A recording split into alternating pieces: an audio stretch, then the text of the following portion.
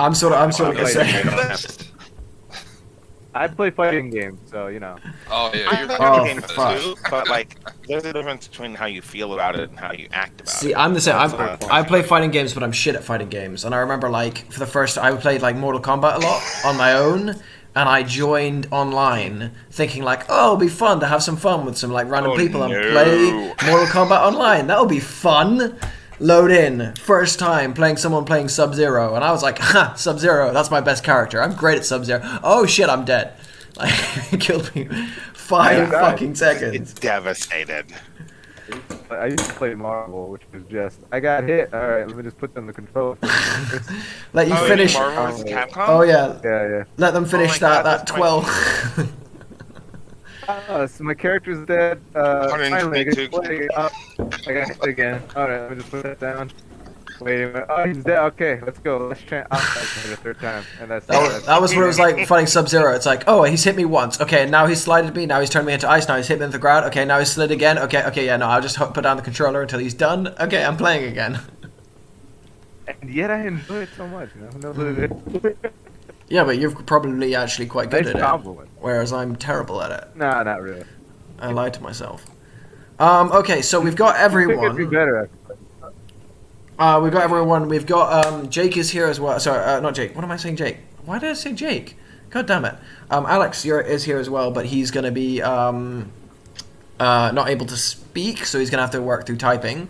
And we've lost Casey for the foreseeable future. She'll be joining again at some point. She's kind of having some real life things. And whilst we get ready, can someone give me the recap? Because it has been a while. Who wants to give me the recap? I can. I will try to do our best. So last session we picked up after the escape, I think, and it was the evening hour of that first night. So Bennington was getting her way home. Chepe had come home with P and subsequently destroyed the bathroom and ate all the food. P was in the bathroom before that for an inexplicable amount of time, got naked and went to bed. Callum was kind of walking around. He wasn't able to sleep very well. And then something else happened, I forgot, for him, like that part of it. Fast forward days and times, Bennington talks to Thor, goes there to get her car, gets it back just before some D-bag meter maid was going to give her a ticket, comes back, explains, he says he can't drive anymore, and I'll take care of it. And then Chepe goes to, I guess, a park, or some part of the city, a park, to find his friend Blondie. Yeah, he was looking for his friend Blondie, but Blondie directed him to the park. Well, actually, no, Blondie didn't direct him to the park. He got rather lucky. He told me, do not go to the park. Yeah, Blondie told you don't go to the park. He wanted to meet with a man called Penance, but he asked his cats about him. Yeah. Mm-hmm. Correct. And so he goes to said park, and I don't remember how. I think it may be the cats, one of the cats, Diego or someone, brought him a huge diamond as the offering, quote unquote.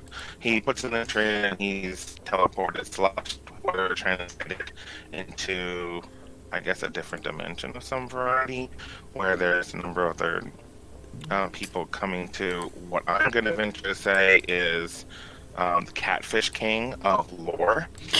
And he grants him a vision, and I can't remember, it was bad. Terrible things happened. There was a person who may be a werewolf involved, but anyway, I can't exactly remember that part. But then back over to P, wake up, see the house is a mess, blah blah, get cleaned up. And then have a little row with the boyfriend, and then my monologue sequence happens, in time. And so the monologue happens, I have performance. After performance, I go to the club where I find Jasper I have his last name somewhere. He is grieving the death of his wife, who do not know. As Pete, do not know that. Oh. I mean, I as a player know, but Pete I does don't not really know. think he was grieving either. I don't think he really gave a shit. He was kind of doing the opposite of grieving, from what you could tell. was It living kind the of he fucking was dream, living the bud. fucking dream. His name was Jasper Palfrey. And he was Palfrey, married okay. to a woman by the name of Samantha Helg, who, according to the press, is very much not dead. According to the speaking tree that you found in the theater, she's very much dead and murdered, and that is one of the things that you're trying to figure out at the moment.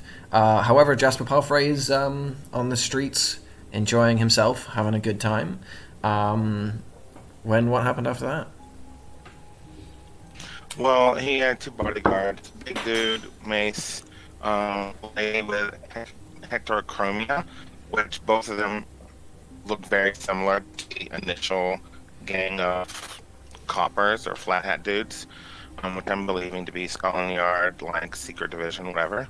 And I tried to do a trace on him, but I couldn't find any history. I did a trace on the mace, and he's working for some lady. She's looking for her two daughters, and that's the mother, at the very least, of Jasper. And I think Michael is also her child.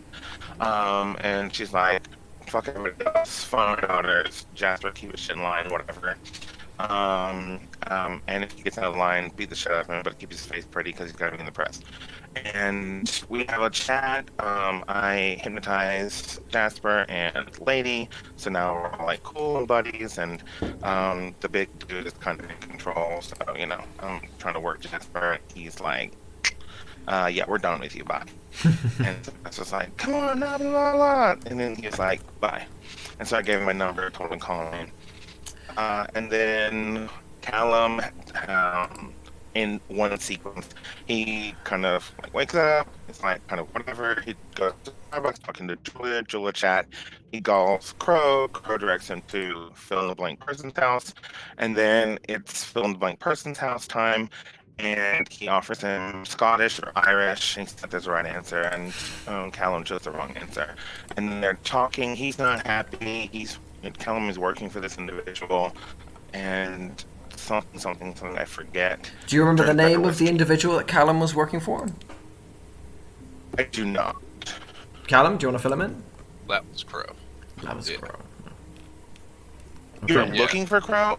I you called Crow. And So no, there's a guy, I think his name is Sebastian, who I have a contact with, who put me in contact with Crow, who is the kind of mob boss sort of pseudo leader, and he got that call while he was at Julia's house, kind of like chilling, relaxing, kind of putting. Right. They're watching Love Island remix, whatever. Yeah.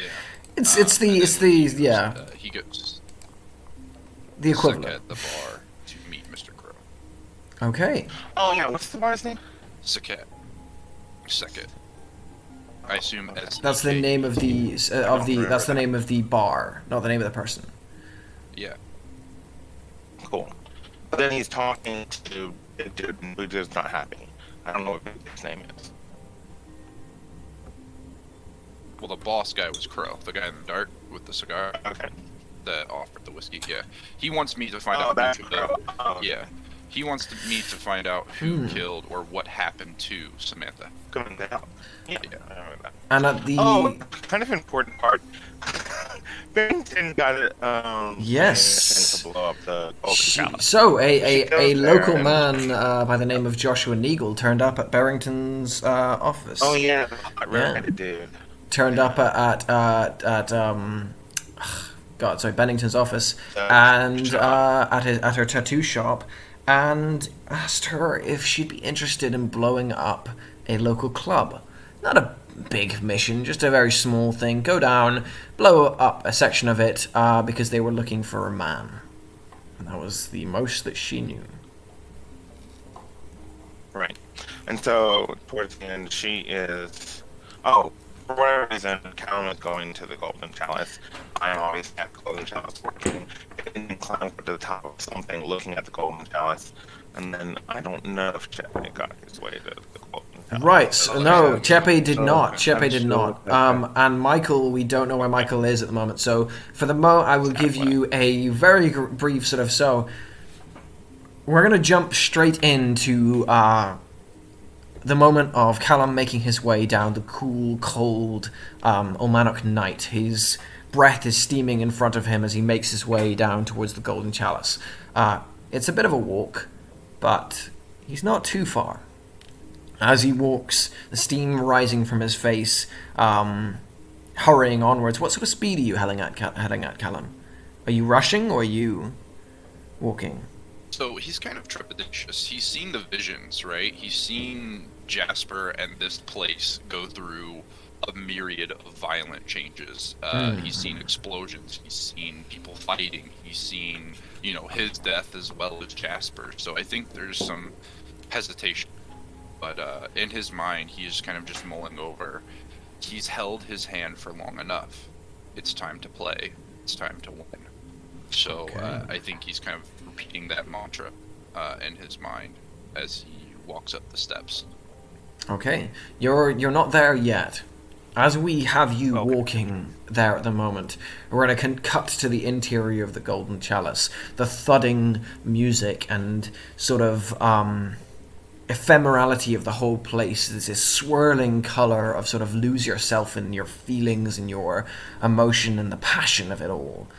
In between it all, Jasper Palfrey is sitting back in his seat, relaxed, as another whiskey is poured for him. And he goes to sip at it. His bodyguards seem restless now, anxious and ready to leave, but he wants to stay, just for a little while longer.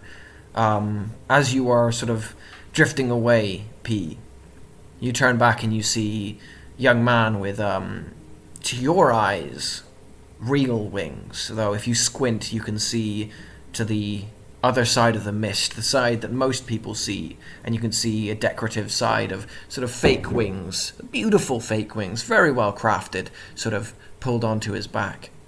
And he's sort of coming past the table. He says something to Jasper, and Jasper says something back. They grin at one another, and he carries on. As this happens, what are you thinking?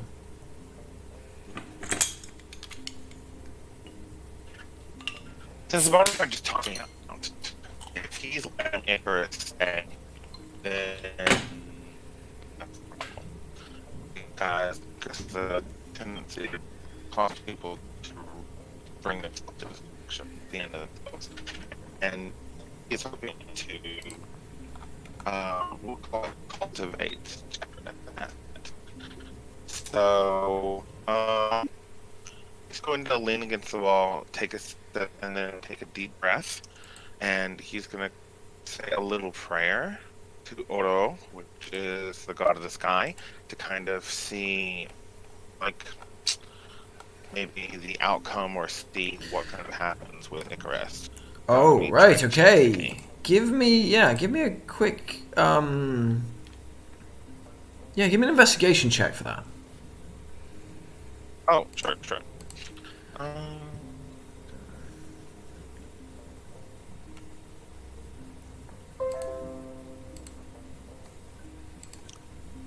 What would you like to use for this? Just gonna use undetectable.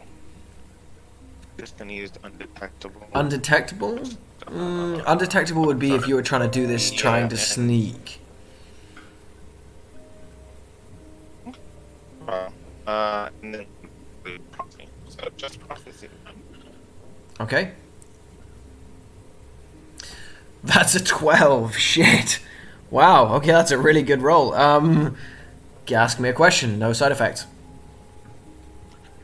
So the prophecy will be: what happens if Icarus is left to do whatever he wants to do with Jasper? What's the outcome of that? Okay. You focus on Icarus and on Jasper for a moment.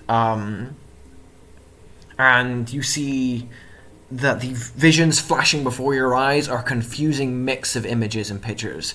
And you're not really able to make sense of it at first, so you clear your head and you focus instead solely on Icarus. As you focus on him, you see a number of images slowly lifting to the surface. You see money passing hands. You feel his fear and trepidation and a knife. Not just any knife, a special knife. It's hid somewhere on him now, and he occasionally reaches for it, but for every time he tries to reach for it, you're not certain exactly. You continue to watch, and it doesn't happen tonight, but some time from now, you see that knife coated in blood, and you see Jasper dead on the ground. Understood. Okay. Then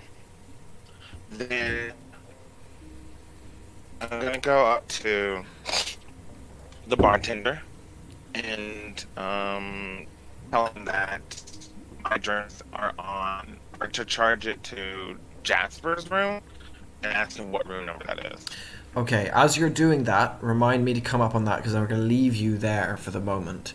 I'm going to jump across town to a very simple looking park on the outskirts of Ulmanok. A park by the name of Solitude Park. Probably badly named. Beneath the iron gates and further in, past the many students smoking weed and sneaking out in the night to do God knows what in the bushes, there is a series of trees grown in a circle, each one of them with very strange markings carved into their trunks. Now, if you're a certain kind of person, and you leave something in the squirrel hole just above reach on one of the furthermost trees, you can find that you can step beyond these trees and find yourself in a completely different forest, somewhere far from Ulmanok. It is in this forest where we find ourselves, the sun shifting through the branches, the wind gusting them gently, creating the soft sound of rattling leaves.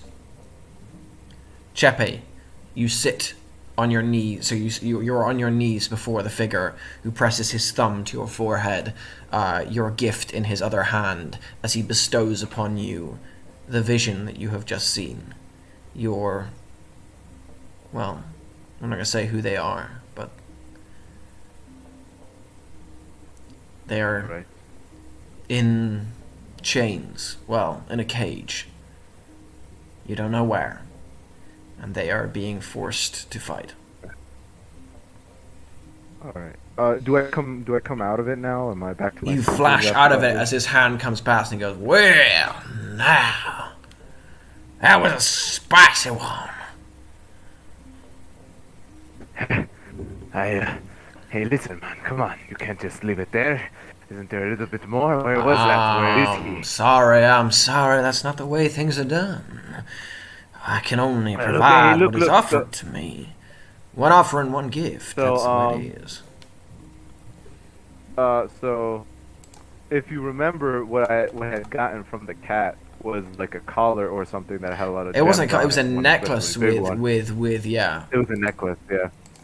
And I had pocketed some of them, and so you now see Chippet just like pulling them. I was like, "Come on, listen, I've got some more. Come on, you've got to help me out here. Do you know how big this fucking city is? He could be anywhere." And so I'm pulling out like whatever tiny gems I have left, trying to offer him something. You start to pull them out, and his eyes twinkle with greed, and he sort of goes for them, and he's like, "Sorry, friend." And he looks to the gathering sort of homeless men who are leaning forward, homeless men and women are sort of like leaning forward at this point, and he goes, "I could only provide one question per night. Only one, my friends, only one." And he whispers to you and he goes, "If I were you, I would be very careful about the questions you ask, my friend. I would get on out if I were you." I look at my surroundings. I pick up my stuff, put it away. Okay, I get it. You go, and his hand reaches out and grasps you, and it's kind of disturbing because though he's wearing this strange sort of suit that is ripped and torn, it's quite a clean suit. His hands are dirty, and his nails are dirty as well. And as he grabs you, there's an urgency in his eyes, and he goes, "You are barking up a tree full of hornets in it, my friend. Be very careful. Be very, very careful." Thank you, sir. I hope this is not the last time we meet. He releases you and he goes, "But of course, all my lovely butterflies are welcome in the clearing.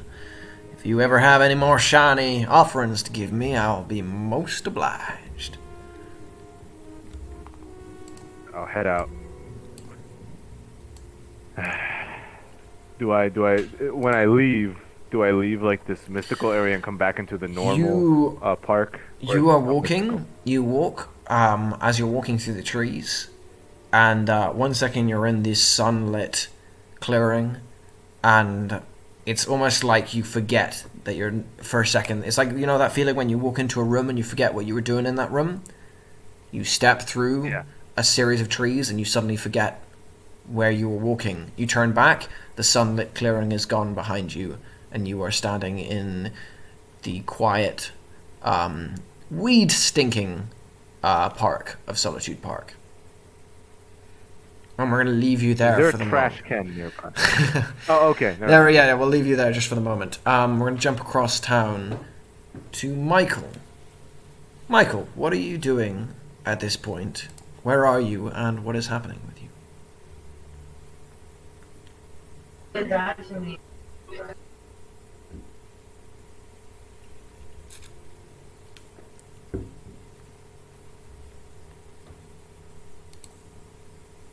Are you only able to type?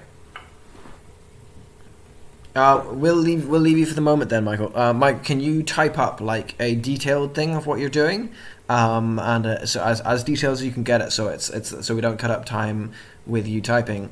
We're gonna jump back to for the meantime. So keep typing it up, and then we'll come back to you whenever you're ready. So just post it whenever you're ready, and I'll come back to you there.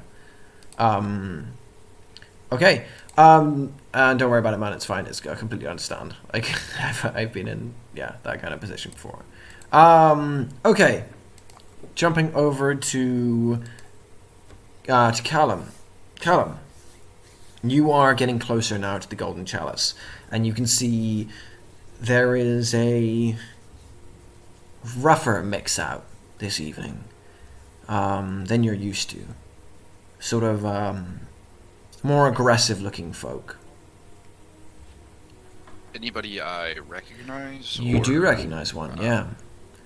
Bored-looking man, sitting not too far away from you. You recognize this is the same guy who tried to start a fight with you earlier this night, as you went the other way. And as you come up, he sees you, he's like, "Oh, you look at this! Hey, wee boy's back, eh?" And he comes stumping towards you. You can see he's got 2 or 3 people behind him. He starts walking towards you. I think Cal just kind of stops. He doesn't really put his hands anywhere other than in his pockets, but he looks annoyed, trying to keep up the facade that he's not fearful, considering these guys are huge and he's not very big. But he lets them approach, or he waits for them to approach. He doesn't say anything. Well. Come back all this way, have you? Came back for a fight now?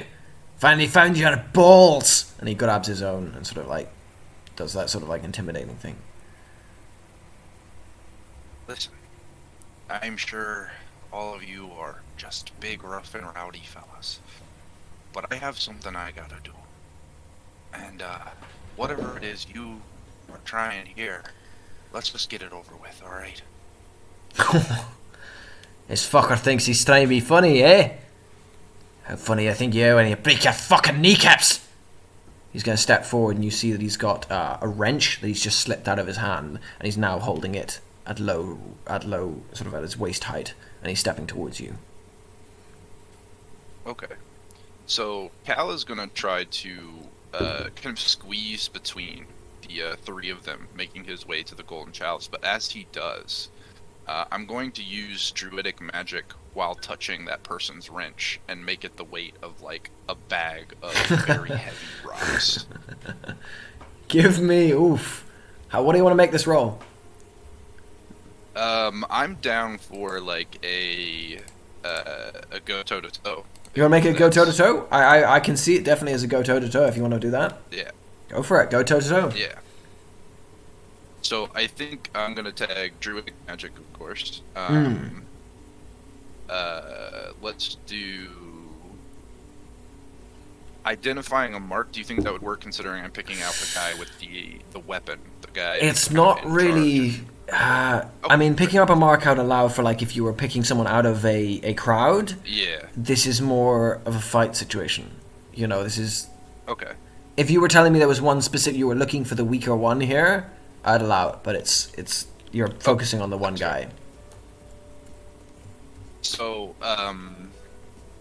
I think I could maybe make a case for, because I'm kind of blank-faced other than the annoyance, could I use don't show them anything to kind of allow myself to slip past them easier? Yeah, I'd allow that because you're hiding your emotions as you do this. This is a subtle backstabby thing. Yeah, I'd allow that. Okay. Alright, those are all I really have then, so let's roll that.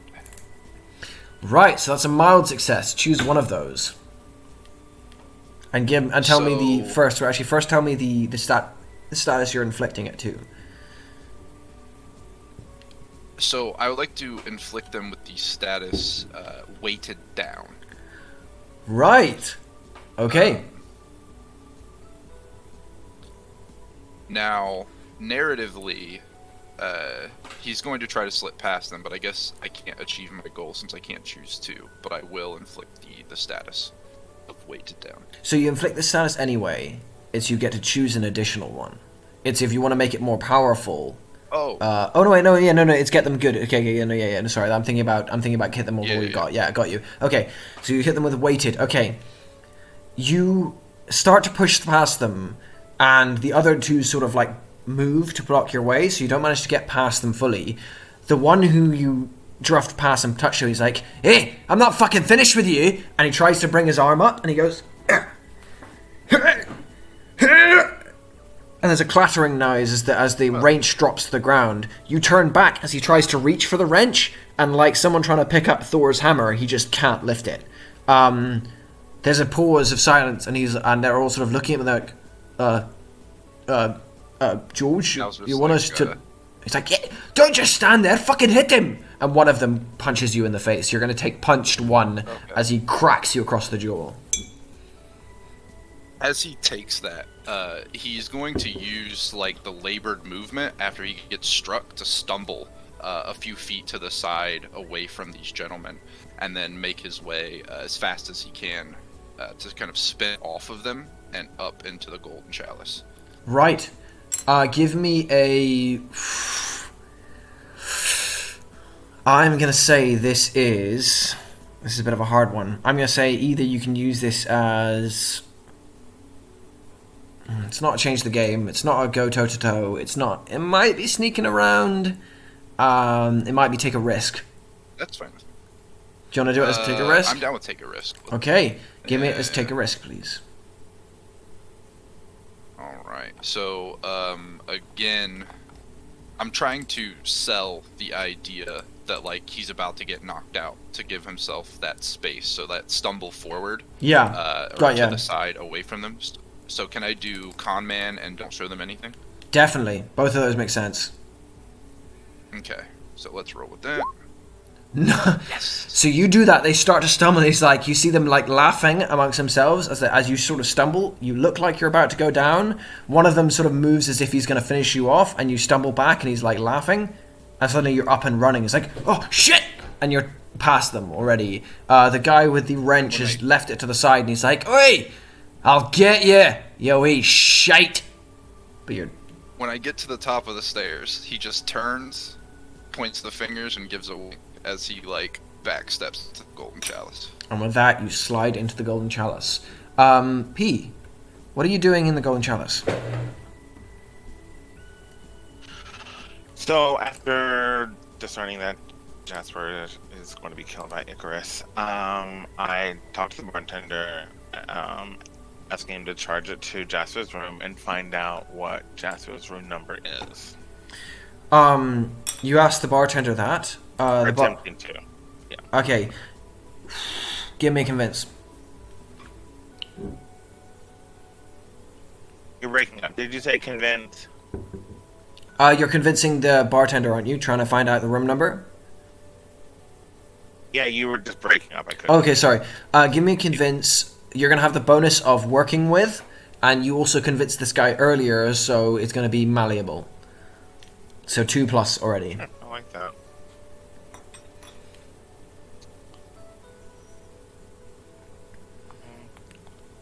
Nothing really,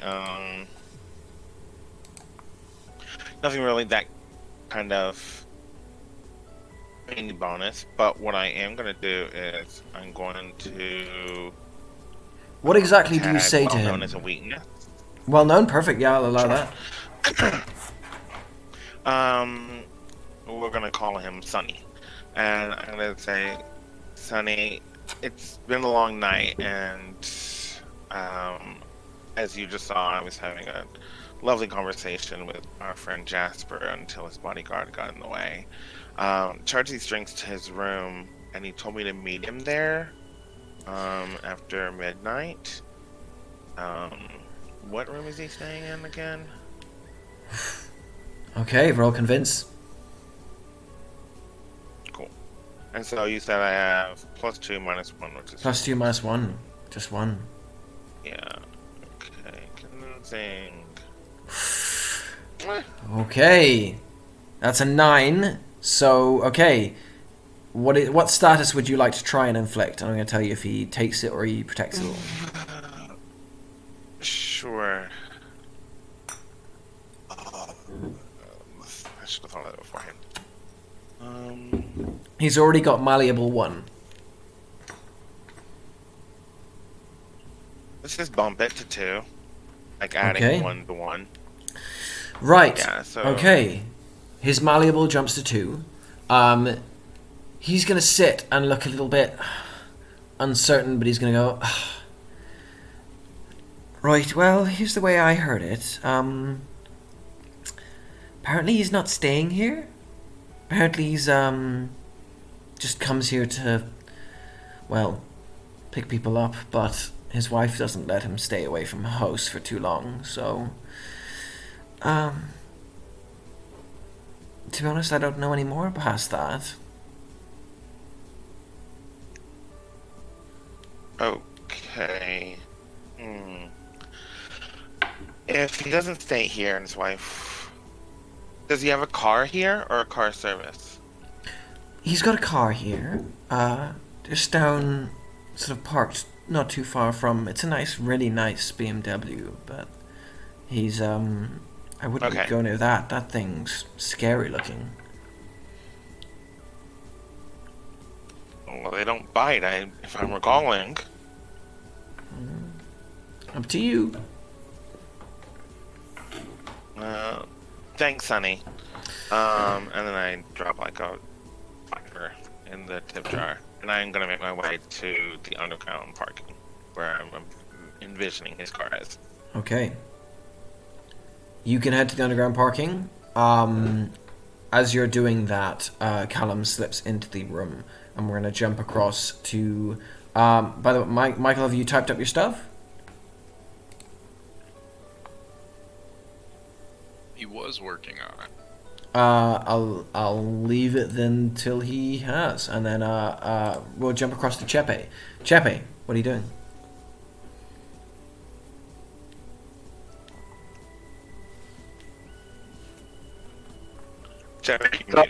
I was muted for a second there. So, I would have spent this entire time kicking the absolute shit out of a trash can. Oh yeah, found. we're gonna cut to you Yeah. as the trash can is like kicked over and hits the ground with a and just like McDonald's and shit spills out the top of it. I'm just still kicking it and pure rage with my bum foot, just going to town on that fucking trash can out of pure anger. fucking idiot come all the way out here just to get themselves stuck in that shit, and I'm just still kicking. Your foot is just thunking against this thing, making a bigger and bigger dent.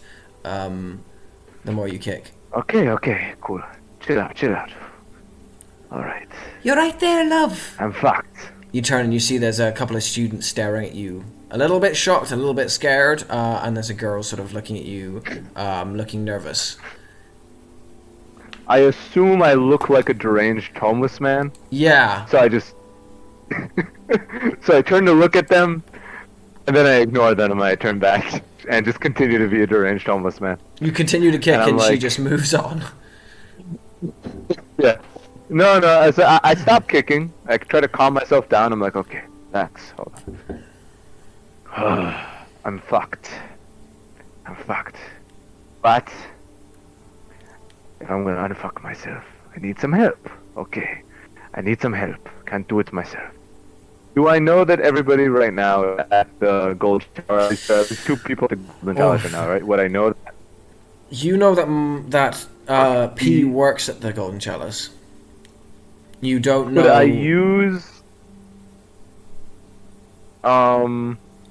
I use see-through slit eyes to just kind of generally do like a sweep of the area and just see if I can maybe catch some of the commotion if there's a cat around there?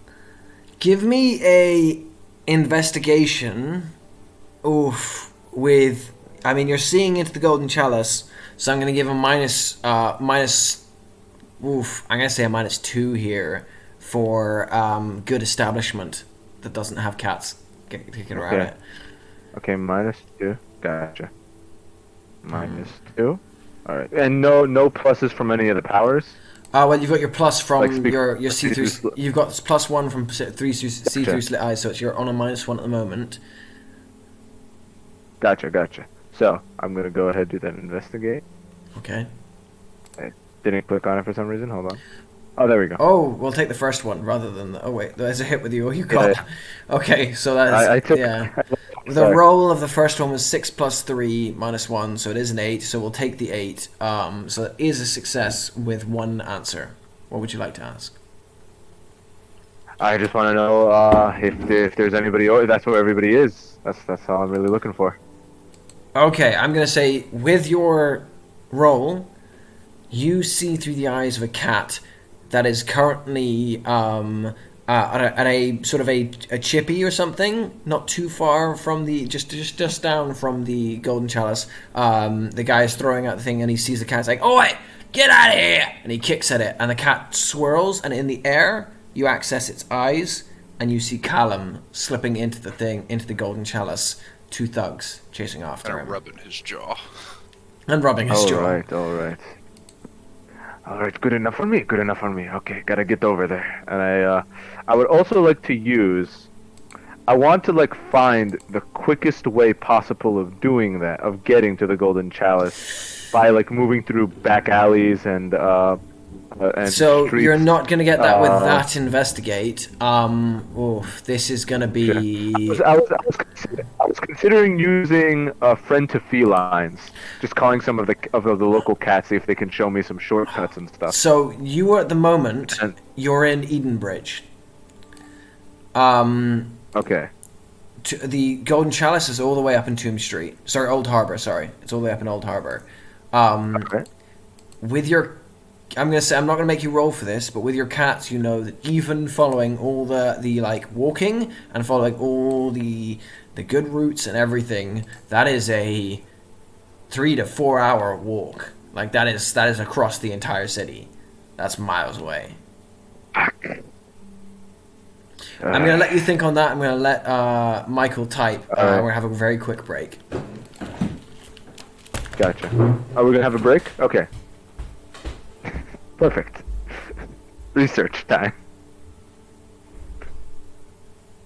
Can you make a monorail system with nothing but cats? Just let them carry I'm you. gonna venture to say that is a war crime in a variety of different nations. No. But what if they're willing? But what if they're willing? Like it. Yeah, it's their favorite.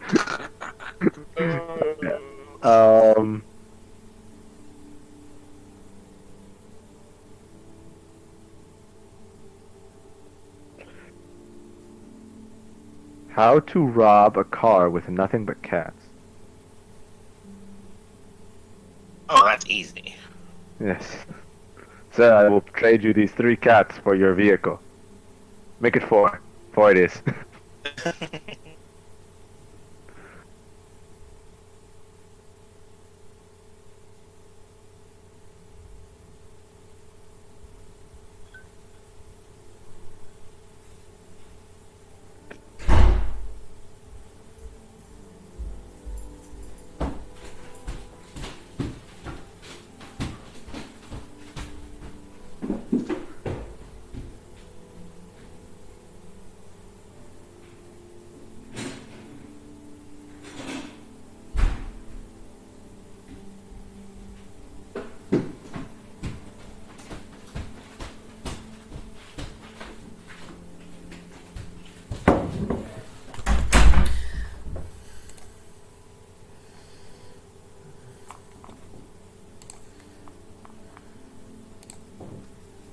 Must be OBS thinks I'm on. Damn it.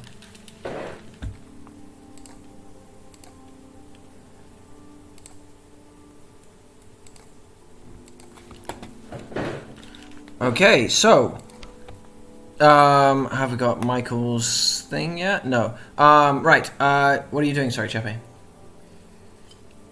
Could I ask you? So sorry, I'm still learning the system and everything. What specifically is possible with the change the game action? Okay, so change the game is when you use your powers to try and add juice to the situation. So it's like adding a persistent tag that's going to add to everyone else. Usually it's used if you're trying to help people. So like you're going to say something like, let's say you were like, change the game, I'm going to add like 100 cats that are going to charge into the battle scenario. Then I'd add cats on the field too. And everyone who was fighting during that scene could then use cats on the field too for as long as it persisted. It's like a consistent like tag that helps or hinders. Are you trying to use it? Well, actually, one of the abilities for change the game, like getting a success using your points, would be to prolong the effect. Yeah, so you can make it longer. And it's used for that one instance. Yeah. You are the only one who can use it. Yeah. Yeah. All right. So I'm not really seeing an immediate use of that right now for me. I wasn't sure about that one. All right. So am I around any streets? I mean, at the moment you're in the middle of like the park, but if you step out, there's streets everywhere in all directions. Yeah. All right. And we're in broad daylight right now, right? No, it's middle of the night. You were in broad daylight when you were in the trees. When you were it was complete pitch black. You stepped into the clearing and you were in a forest in broad daylight. You stepped out of that clearing. You're back in nighttime. Traffic at the moment in Edenbridge. In Edenbridge, it's very sparse. The occasional car drives past. Any car that has not been stolen yet on the street? Yeah, any car that hasn't been. The cars that are on the street are of extremely poor quality, that are too poor to be stolen, or have had a lot of them have like plastic over their windows because the window has been smashed and they've put plastic instead. Man, why is Edenbridge gotta be such a shithole? It's my shithole. Okay, hold on, let me figure something out. So, it's gonna take me about 3 hours to get there, but I could shorten that time if I can get to another spot that's slightly more advantageous for me. Or, I mean, you did say that, screw it, I don't really have the time. I'm going to use one of my abilities. I'm going to change my appearance entirely and just take on a random, say, like a woman with a buzz cut. Sure, why not? Okay. In very baggy clothing. And then I'm going to wait for the next car to pass. Wait, actually, before I do that, I'm going to call upon my cats and tell them, bring me that implement that I gave to you to hide. Okay. As you do that, you stand out in the open as a woman now with a buzz cut. Not quite yet. I'm still. Well, okay. I mean, in fairness, I am in a I'm in a park. I guess I would hide behind some trees. Your cats bring you the shackles that were given to you, and at once you feel the weight of them. And there's something. The shackles that are given to you are heavy, medieval looking, and buzzing with power. I as soon as I get the shackles, I look over at my cat. I did not mean these things. Fairness. That is my fault. I was not specific enough. I meant the gun. Bring me the gun. Takes the shackles and starts to disappear into the darkness. A couple of minutes later, they come back with the shotgun. The rifle, sorry. All right. Rifle. The rifle. Right. All right. And now I'm going to wait for the next car to pass by. Okay. No, sorry, it was a shotgun. Sorry, I'm getting very confused now. Yeah, All it was a shotgun. Shotgun. Okay. Even It's better. a double-barreled shotgun, like British style. Okay. Couple minutes passed as you sit there in the darkness of the trees, and you hear the car before you see it, as it draws closer. It's driving relatively slowly. I'm going to do the typical thing of standing right in front of the car in the road and then pointing the gun at the driver. You step out into the middle of the road and raise your gun up and point it, and the car goes to a halt. You see a bespectacled man inside, sort of floppy hair that goes all over his head and sort of baggy clothing on the inside. You want to keep your life? Get out, Grandpa. Okay. Well, hold on now. All right. And he opens the door slowly and steps outside. He's not like a grandpa. He's older, but he's not quite grandpa. He's like in his 50s, grayish hair around his hair, and he's just I still refer to him as Grandpa. It's like, back away, Grandpa. If you tell anybody about this, I think I know where you live. I mean, we're the same age. It's a rental. Don't hurt it. I'm gonna get in and I'm gonna try and drive away. Okay, you be safe now. As you drive off, he just sort of like stands there in the dark street, and you disappear around the corner, and he just goes, "Oh, Myself shit!" stuck in the last 5 seconds in Edinburgh. And with that, you just completed Grand Theft Auto. Well done. We're gonna jump across to a tiny house in Yardsdale, where Michael Hurley is in his bedroom. He yawns as he begins dissecting a clock, fiddling with the insides of it, unscrewing the parts of it and seeing how it works. His thoughts are full of recent events, the things that have plagued him. In his garage, the mighty chariot lies silent for a moment. Are you doing anything, Michael? Are you staying there?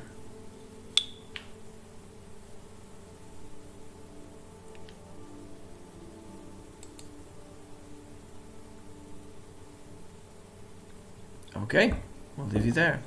We're going to jump across to both P and Callum. Callum, you are now inside the chaos of the golden chalice, and you just notice out of the corner of your eye that P is heading for the back of the room. I think he'll kind of squint for a second, realizing this is one of the gentlemen that were at the event the other night. And are those two goons kind of following me, or have I kind of slipped? They're not following you into the club. No, they're definitely not following you into the club.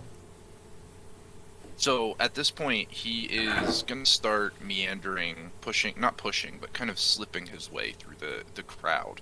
And while I'm trying to find P or follow P wherever they are going, I'm also looking for Jasper and some of the other folks that I saw in my visions. Okay. The man, I think I saw the man with wings. Brilliant. You did see the man with wings. You saw the man with rings standing above Jasper's corpse, the blood pouring out of his throat. You start to move through this establishment, and immediately you are unset by various men and women, scantily dressed, sort of beckoning you on with various promises. You push past them, and as you do, you see P disappearing through a door with sort of fluorescent light in the other side of it as he starts to head down out of sight. And as he does, you catch a sight of him. Jasper is not too far from here. He's sitting in a booth with two figures beside him. One, a thick-set man with a giant mace resting on the table. The other, a woman with heterochromatic eyes that are shifting between the crowd as she watches for any movement or aggressive sign. Her eyes fall on you, linger for a moment, and then shift back onto the crowd. And you get the distinct feeling that she's decided you're not a threat. And you're not sure whether to be insulted or to be grateful about that. Excited, yeah. So I think as P is just shifting out of eyesight, Cal does one of those low, like, hey, but realizes the club is too loud. Far too for loud. those to be carried towards P.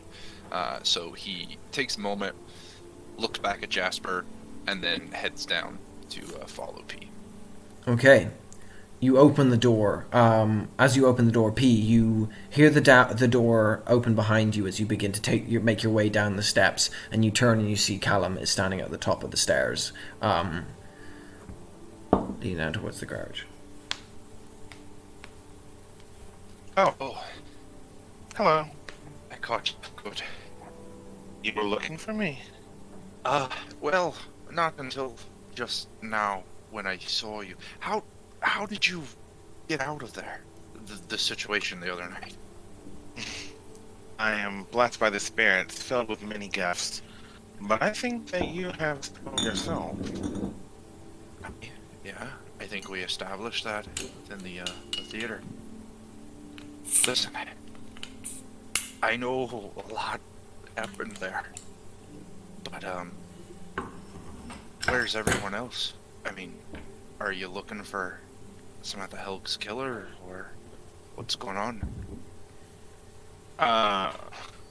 B's going to have that like, oh, that's what I'm supposed to be doing. Look, he's going to quickly push it off.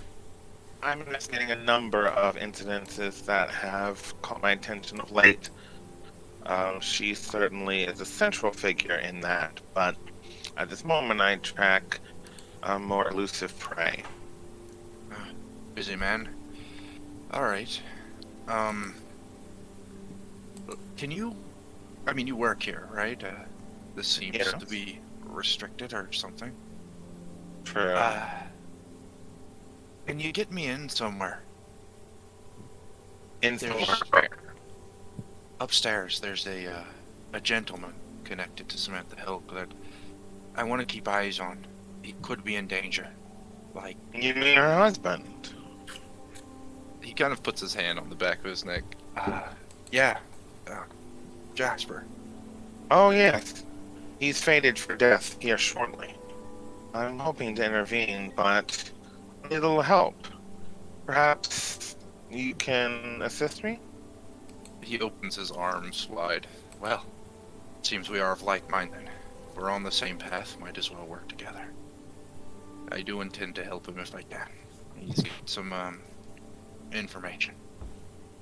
I'm going to investigate him. I'm going to be like looking directly into his eyes in the affect of trying to see beyond the roguishly handsome dark man into perhaps what his perhaps real intention is, or perhaps City of Mist doesn't do PvP so well, so the way I usually try to do this is I usually do it as a go toe-to-toe, just to see then sort of like who succeeds, and then it's pretty much it's not a go toe-to-toe because it's essentially a go against each other investigation because you get to ask the question. Yeah, we'll do it go toe-to-toe investigation. So it's you're both doing an investigation check. What would it be? Oh yes. You investigate and I do sneak Yeah, around? sorry, of course. Like, God, what's wrong with me? Yeah. Yeah. He'd do investigate, you do sneak around, and we'd go from there. Okay. Sorry, right, yeah. So okay. Got it. The tags I'm going to use are don't show them anything, and then reading the room. As I'm kind of looking at him, I'm noticing, okay, he's paying pretty good attention to me. So I was gonna say no, but that explanation makes a lot of sense. I'll allow that. Okay. Well, the counter to that is, of course, my airmancy is undetectable, so I'll be taking that, and I'll be using prophecy to look beyond the information that's available, who he presents himself to be. Yep, Really I'll allow those. Okay, go for it. Oof. That's a 5. You should beat that. you probably. Well, that's a 12. So that was yeah. Okay, right. Well, that was a 5 from Callum versus a 12 from from PE. So yeah, there's not really much. The lights. It's not my real place to be. Bad acoustics. You've had one hell of a night with Julia, with Crow, with it's been one hell of. Your emotions have been back and forth. Like, you know. You're just not on form to hide your feelings right now, and you leave yourself wide open as P looks at you. And P, would you like to ask Callum 2 questions with no side effects, please? And he must give you a straight answer. So the first question is, how does he know that Jasper is in danger? So, putting a few things together, you know he also convenes with spirits in some manner, shape, or form. You saw him kind of touch the water or understand that natural things are there. The way that he speaks about it, kind of him being in danger, seems like he's speaking from experience as if he's seen it already. So you would imagine some sort of similar prophetic visions. Sure. And then, what is one weakness I could use in the very near future if I needed to? Whew, damn! Oh, fucking hell! Okay. Wow! So, as our GM has stated, Cal is trying to hide the fact that he is extremely on edge. It appears that he is trying to balance many facets of a life that is overflowing and difficult to handle at this point. He seems stressed. He could easily be thrown into some sort of irrational action through emotion. Fucking well put. Noted. Yeah.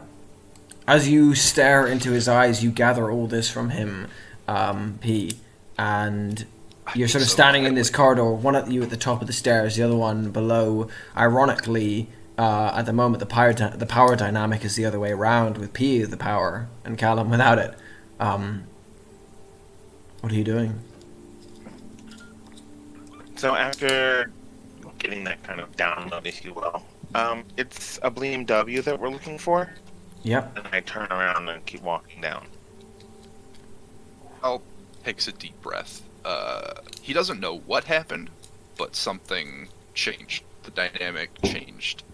And he's like, he kind of shrugs before descending down the steps. And you know, he's pretty good at picking out things, so I think he could probably find a BMW pretty easily out of the garage. Okay. So he's going to help. You head down. As you're heading down, Chepe, how well can you drive? Have you driven much? Theme of this whole thing. Do you actually drive cars? Nope. This is for the best. This is not the first time stealing a car, so I think I can do a decent enough job. Okay. I do have a tag for that potentially. Underworld savvy. Okay, I'm gonna. I mean, do you have I don't need a tag, but do you have a license? Like, do you know what you're doing? You've driven a car before. You're fine. You know what you're doing. Yes. Okay. I've definitely driven cars before. Okay, yes. I'm gonna Let's say. just say he had a license. He doesn't have one.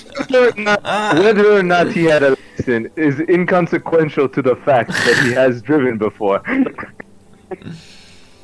As in, he may or may not have needed a license where he got his experience. I'm gonna say you're able to make your way relatively fine.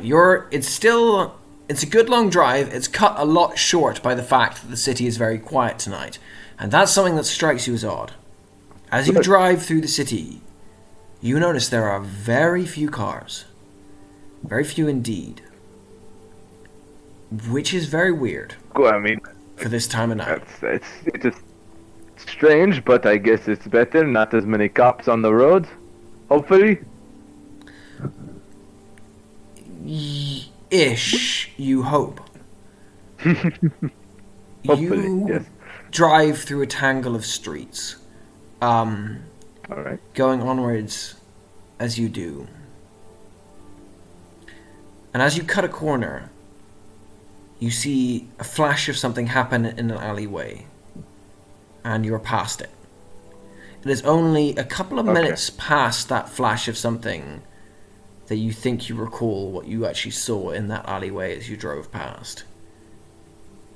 You saw a group of figures standing around a corpse, and each of them, their hands were soaked in blood, as was their mouths. I'm going to raise an eyebrow as I consider the situation I passed and say, it's a fucked up city, man. You keep driving. Yes. I mean, I don't. Do I recognize any of the people? The corpse? Like, I assume I didn't see. No, you don't. You saw a Look. flash of movement past, and you just, as you're like another couple of seconds past it, driving past before you even remember this. Like it comes to your mind. It's, I'm like, place is weird and fucked up. Okay, gotta keep going. You keep going. In a house in Yarnsdale, a phone has just buzzed on a counter that is strewn with the parts of a clock. The phone bzzz, bzzz, and you look over, Michael, and see unknown number.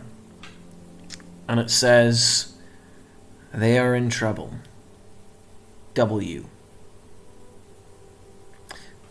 We're going to cut back to in the Golden Chalice. P and Callum, you have headed down a series of the steps in the center, and sort of heading down deeper into the underground car park of the Golden Chalice.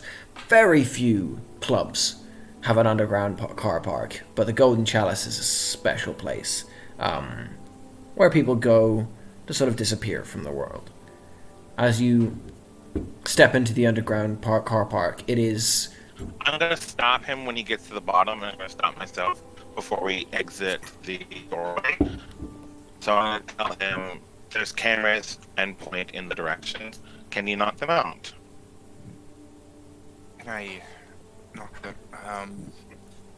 knock them out maybe, but at least change their direction. And I think for a moment, Cal will kind of focus, put his hands together in a strange kind of configuration that looks like he's meditating or something. And I would like to use druidic magic to bring in winds to kind of either wrench cameras off of their like standing positions or turn them in some interesting fashion to face away from us. Right, I will 100% allow that. That is going to be... You know what? I'm not going to make that a roll. I'm going to take that as a bargain, which is with your abilities, you're going to know that this is going to be the case. You can do that. If you do that, there is someone in this garage, and they are going to know that they're not alone. Do I know that as Callum? You will know that as Callum. Your abilities are going to be in tune enough with this environment to... It's only going to happen as you realize it, though, as you cast the spell. So... I feel more confident talking to somebody, so yeah, he's going to cast the spell. Okay. You cast the spell, and as you do, there's a... Wow! As the wind starts to whirl in from nowhere. P, you feel your clothes buffeted around you as the sudden wind takes over effect. It takes quite a lot of wind to push a camera away. And as it does, all of the cameras get shunted to one side by this incredibly powerful gust. And as quickly as it comes, it disappears. And as it fades, there's this long silence, and a voice in the darkness goes, "What the fuck was that? Hello?" Cal was quiet pretty much the whole time, except from a low hum But when his eyes open and the wind stops, he'll look towards P. Alright, so one of us is gonna have to distract that man. And one of us Hello? is gonna have to go for the car. Am I going fucking crazy? His voice calls out. He doesn't sound Scottish or English. He sounds possibly Sorry. Australian. You're not sure. And tell him that I can be pretty distracting. You look for the car, and I'm gonna like stroll out and say, "Yeah, you probably are going crazy, but it's your lucky night, oh man." You And I'm step. gonna saunter over. Okay, you step out into the open. Okay, first number of things you're gonna see. Right. 1 second. I need to get this sorted. I didn't think you were to step out. Okay. You step out into the open and you see that the car, the BMW, is drawn up with a space between it and all other cars. At least 2 spaces. Sorry. There is a figure there who is now standing on a high alert, who watches as you draw closer.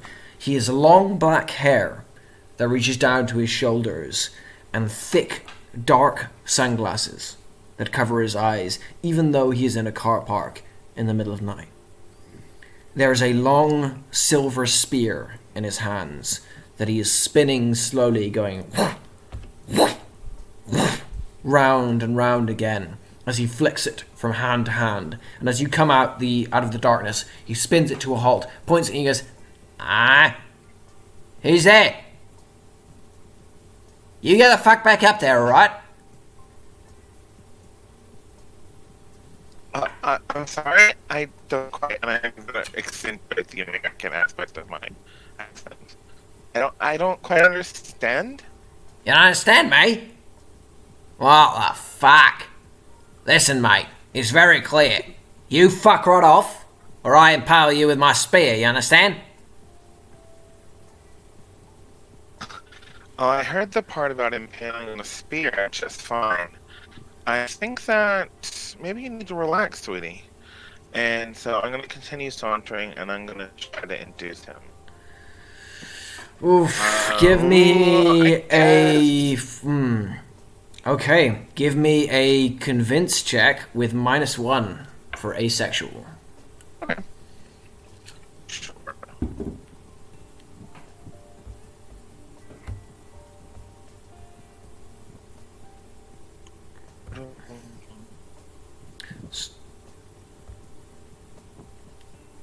Okay.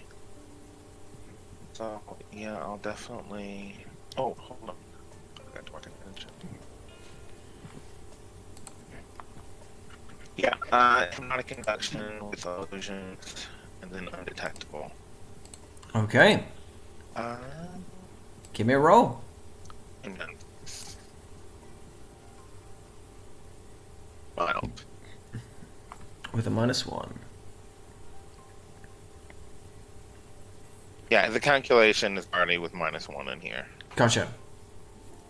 Oh, did you roll? Is that already? Oh shit. Okay, sorry. I was looking at the wrong. 7, yeah. There you go. That's a 7. Perfect. Okay. Do you want him to take the what status do you want him to take, or do you want him to give a little but protect his own agenda?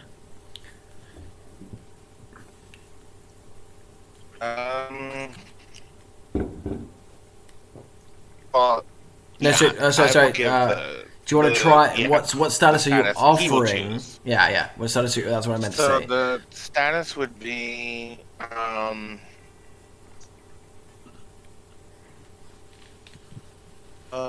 we'll call it enthralled. Yeah, enthralled 2. He's not going to take that. He's going to give a little bit to protect his own agenda. So the spear spinning comes to a halt, and he snaps it to the ground. He goes, "All right, you're not a trouble, but don't come near the car, all right, darling? It's protected." Cars are cold things, and I'm looking for something to warm this cold night. And Ah, as you I want get something up like that? close Look to up him- there. It's a fucking club out there. Look up there. Well, I tried to have a little fun with Jasper, but the big guy wouldn't let me. Told me I could wait by the car, He looks at you and he raises an eyebrow. He looks at you and raises his eyebrow. He's like, did he now? Really? Eh. And he's gonna flip his hair. Well, you know. What are you doing at this point, Callum, by the way? So, since P has kind of strolled up to this gentleman and caught his attention, Cal is making his way behind a few of the cars to get up against the wall. And I know the BMW is, it's got empty spaces next to it, but he's going to use the cover of the other cars to kind of get close. Give me a sneaking around, please, with a +1 for. Actually, wait. Do you have a help together? I don't have it. I'm gonna allow this. Usually, would this be the time that you would add a help? But I'm gonna say that this is just because you're adding a distraction. It's a little bit breaking the rules of City of Mist, but because it works with the situation, I'm gonna allow a +1 for distracted. Okay. I think the only relevant tag I have is pattern spotting, like looking for the movement in the gentleman's neck and head to see when he's kind of looking away, or if he has some sort of regular routine for scanning the lawn. You're very good at arguing your tags, because I was going to say no until you said that, yeah, which is actually, yeah, no, fair enough, yeah, okay, I'll allow that, that's fair enough. Alright. That's a fucking 14. Hell yeah. Jesus Christ. Okay, yeah, no, that's fine. That's fine. Okay, yeah, with a 14, you just slip into shadow, and you are gone from sight. He doesn't have any idea that you exist. P doesn't even know where you are at that moment, as you shift into the darkness. The man opposite you, P, you can tell he's definitely not falling for your seduction, but he's on edge. He's not worried about you. He doesn't think you're a threat, but he's just not letting you close to the car. Sure. Listen, lad. As I get close. Why don't you head up, get me a beer, and then we'll talk, eh? How's that sound? A beer can only take you as far as your mind will let you. There is a place that I can take you where there are no limits. I think that might be preferable. Jesus Christ, you use this on everyone. Does this work on everyone? I'm a fucking bodyguard, love. P chuckles. You're also a man, too. We all have needs, don't we? Not me. And he swirls the spear, and you see he's a bit fed up. Do you say that? Wait, what? Do you say that? No. Cal is quiet. Cut to Chepe driving furiously through the darkness, getting closer. Chepe, you're not far off at this point. Michael, if you have anything you want to do, message. Oh god, here we go. I've just got a message. Here we go. Okay. Right. As this is happening, Michael moves his way down to his garage. His phone, looking over the phone message again and again. As he steps onto his chariot, it sparks into life as the garage door begins to slide open. He takes his hand and grasps the side of the chariot that begins to hum with power, and with a it hurtles into the night. As you disappear into the night, P, you stand opposite the man with the spear, and as you take sort of like as you're sort of like keep talking like this, he's like, I'm fed up. Fuck off. All right.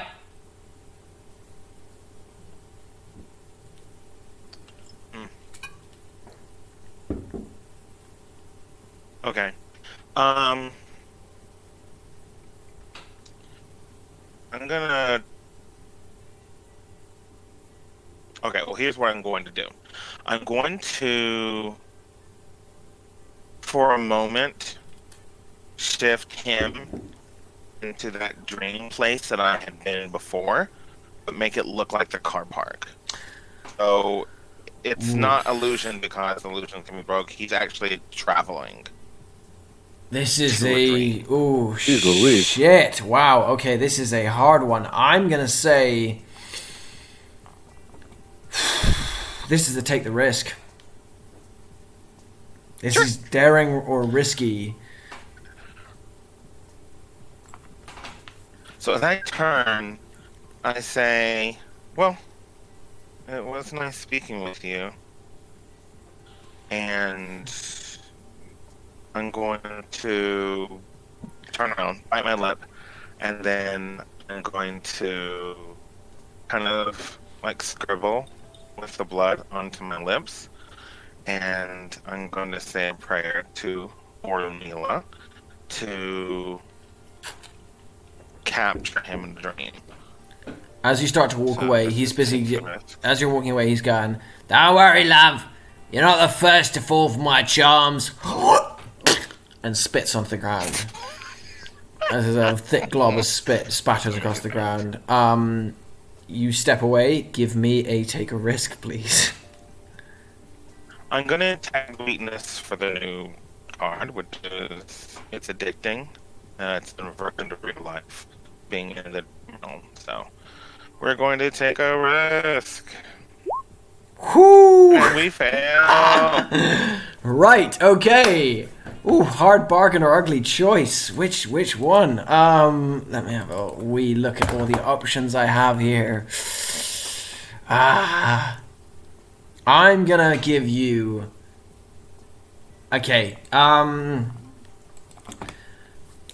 Either he's gonna spot you and he's either he's gonna know what you're doing, and you're fucking with his head,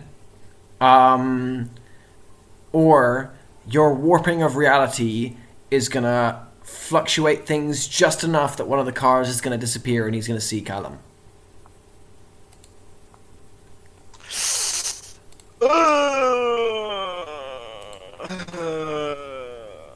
I mean, I wasn't really for saving Count in the first place, so yeah, I'm gonna disappear. I'm gonna let you think. Okay, I'm gonna leave it there. As you step away from him, there's a flash of moment. His head buzzes and he slides back.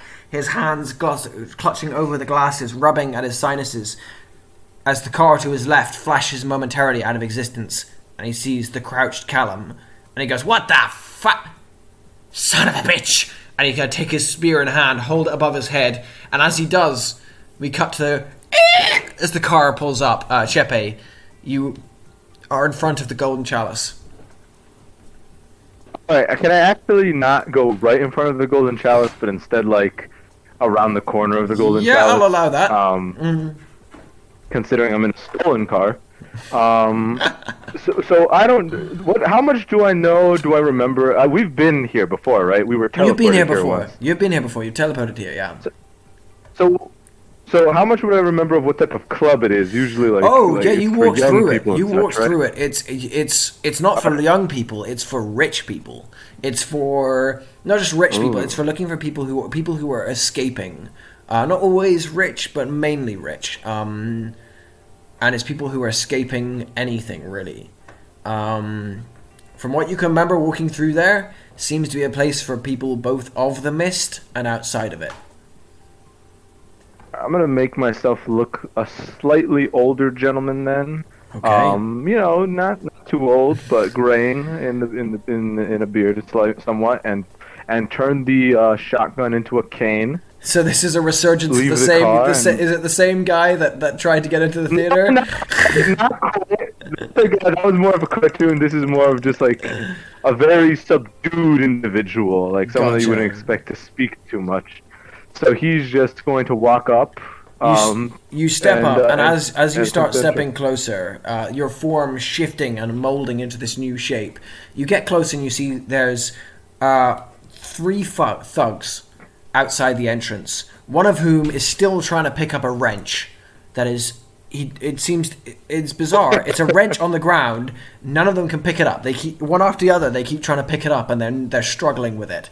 The other one, they're sort of arguing with one another. They look seriously pissed. And as they start to pull one out, he tugs at it, falls backwards, and almost collapses into you. And he turns around and tries to push you. He's like, "What the fuck are you doing, old man?" Like to enter the club. You want to enter the club? You want to enter the fucking club, eh? Yes, Piece I of would. fucking shit, you. And you can walk all over me just because you're rich, yeah? Come on then, put him up, fucking put him up! And he starts holding up his fists as if to fight you. This is not expected. All day with this stuff. Like, does he ever settle down? I've got a lot of rage, I didn't get on with my dad, alright? I am an old man. What exactly are you going to prove by punching me in the face? Give me a convince check. All right. Can I use some of my tags for that? Specifically, course. the night is mine since it's nighttime. Yes, definitely. All right. You can use so checks did not for- mean to roll at all. Hold on. So I'm gonna use the night is mine. Yeah. Smoke and mirrors, because I am actively Yep. making myself look like an Yep. old man. And yeah, I think that's. Convinced. Did I roll the right Right. thing? Did I hit the right thing? Do you want? Yes, you did. Do you want to? Okay, give me the status. What status would you like him to take? Status. Ooh. How about embarrassed? Ooh, oh, I like that. I'm gonna take that. Okay, so yeah, he sort of holds his fists up to you, and you go, Nigel, you fucking plonker, you gonna try and punch an old man, you fucking prick? And his mates start pushing him around. It's like, I wasn't gonna hit him. I was. Oh, fuck off! And he turns around and lets you past. They all seem, Alright. and they go back to trying to lift up the wrench. I'm gonna have to keep it as like, what is going on today? People with blood on the floor eating each other, can't pick up wrenches. Getting crazy. You step into the golden chalice, and you see that it is now this is the time of night where the most secretive of its clients are arriving. It's that late at night. You step in. You can see that it is full to the brim, and at once you are accosted by various people of different genders offering you their services. I'm just going to kind of show that I refuse just by ignoring them and walking forward. I'm looking for one of my friends, or I mean, maybe they don't consider me my friends, but I consider them the best friends I know in this city so far. So I'm looking for one of them. Give me an investigate. Could I use track for this? I know I have a tag which is tracking, which is like an enhancement or something, like a specialization in tracking. It's a hard one. How are you tracking? Because they're not leaving in a club like this. They're not leaving any trace, you know. So unless it's a magical trace, how does your tracking work? Give me an example of that. Actually, instead, so I know that P works here, right? You do, yes. So could I go to one of the people that seem to work here and ask them, have you seen P anywhere? Okay, I will allow that. Give me an investigation as you're just talking around. Gotcha. You're just generally asking everyone. As you are giving me that investigation, a man downstairs is swirling and chucking a spear right at you, Callum, through the car. I need you to give me a face danger, please. Yeah. So there's not a whole lot.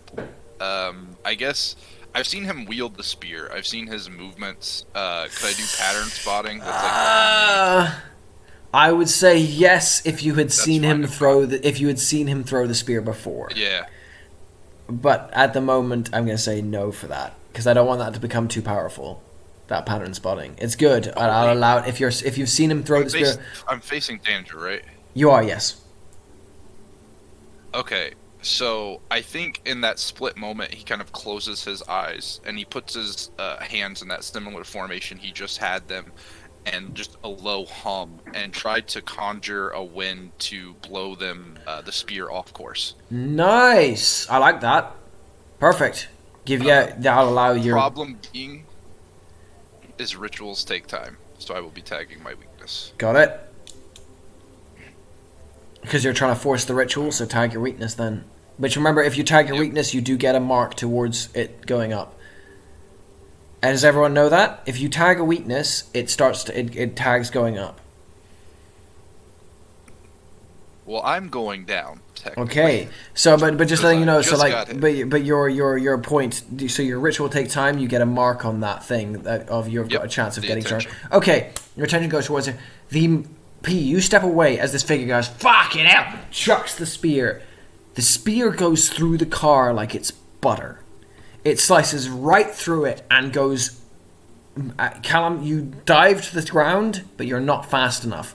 As the spear rakes across your back, leaving a deep wound and slashing into the ground, it thuds into the ground, cutting really deep into the tarmac, about sort of halfway through the spear, and it's just the very end of it is vibrating softly as your back opens up and blood begins to pour over what remains of your jacket.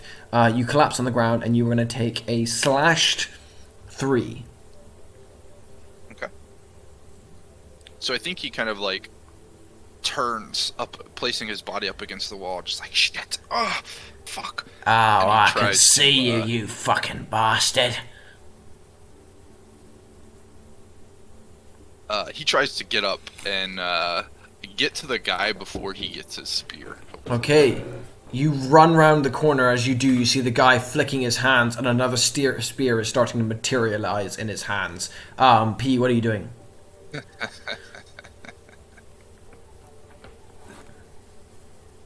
Seeing this and seeing how effortlessly he just split a car in two,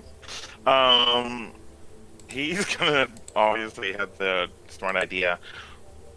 If he kills Callum, he's gonna come after me quickly. So at least I have to do something to impede him. So seeing that he couldn't bring him into the dream, he is going to try to bring a dream into him. And so I'm gonna rewrite his memory. I'm gonna burn for a hit. Ooh. Yeah, it was all a dream, memory manipulation. Nice, okay. And You burn for a hit? yeah, Give me I'm gonna write it that we are old friends, and Heterochromia Girl also has, and Jasper all have the same memory, so I'll just write that memory onto him. Okay. Right. Okay. You burn that. You're burning your tag for a hit. As he is formatting the spear into his hands, Callum, and about to throw it, he stops. Pauses. Outsides are wide. The spear... As he snaps his finger. Yeah, go ahead. He sort of looks as you're running towards him, inches from him, and he goes, "Oh, Callum, how you been, mate? It's been ages. It's been oh God, I haven't seen you in ages, mate. How are you?" Hal leans over on the BMW exhaustedly, kind of gripping his back. Well, I've been better. "Oh, mate, I'm so sorry. I Oh, didn't mean to Callum. cut you with my spear. Oh, shit. Oh, sorry, mate. Sometimes I do that. I killed my own brother throwing a spear through his chest. Come here, I'll have a look at it." Hal is just staring directly at P, what is going on? You know, it's an honest mistake. Colin has one of those faces. I know. He looks like but- at least 3 people I've killed on purpose, so... Yeah. And we all chuckle. And so I'm gonna walk over to the BMW saying, yeah, let me just, I'm gonna pull out my phone as I'm kind of moving past him. Let me just call up to, and I fill in the blank name of NPC. Just some bandages and whatnot. If you could just kind of flick my hand, him handling it. Oh, yeah, I can totally look after him. I mean, it's my fault, but, yeah, just let Matthias know it's not my fault, right? You know, I've done a couple of fuck-ups already. Just don't, put it on me. I don't want him to think I'm incompetent and all that. Friends like us keep secrets, so have no fear. Matthias won't hear a word from me. And so as I'm moving around, I'm going to brush up against the BMW while dialing, and I'm going to try to read the history of the BMW. As you reach out and try and touch it, as the man with the long black hair and the sort of, you can see him up closer now. He's got a very thin, narrow face. You cannot see what is behind his black glasses, but as you stare at them, you get the distinct impression, and you are not sure why, that there's definitely not eyes behind there, and you don't know why. He steps up behind you and begins to sort of like tend to your wound slowly. He's like, see, I almost fucking killed you. Missed you by like an inch. I mean, that would have... you're alright, though. I'll tend to this. And he starts to pull his hand and begins to materialize a set of stitching and thread as he begins to tend to your wounds. You're not sure how long this is going to last, though, P. He's in your thrall. I only need a second to... As your hands touch over it, we're gonna have a very quick break, and we're gonna jump to Chepe and Michael. Michael, can you tag me in what you're doing? Type me in what you're doing, please, as we take this break.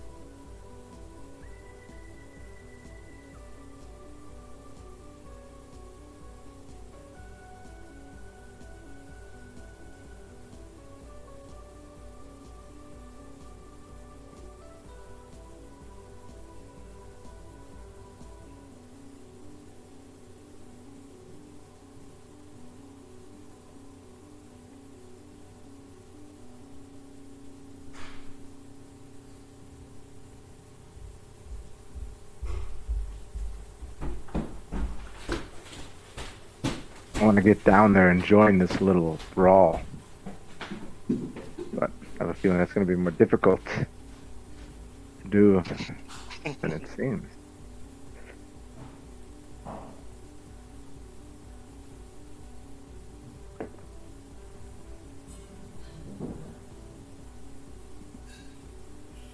Maybe if I just hold up the golden... Everybody get on the floor. I can't imagine things. It's already Grand Theft Auto, so why not? Yeah. Go for a hat trick.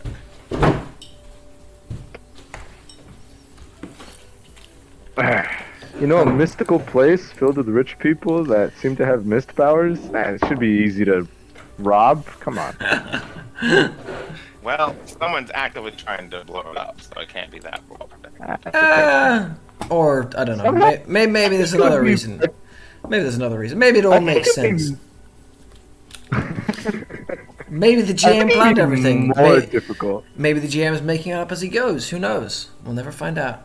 Speaking of which, Chepe, in the club, as this is going on, as P presses his hand to the BMW, you can see a number of things in this club. You can see people moving around in all directions, various clearly employees and patrons of this establishment.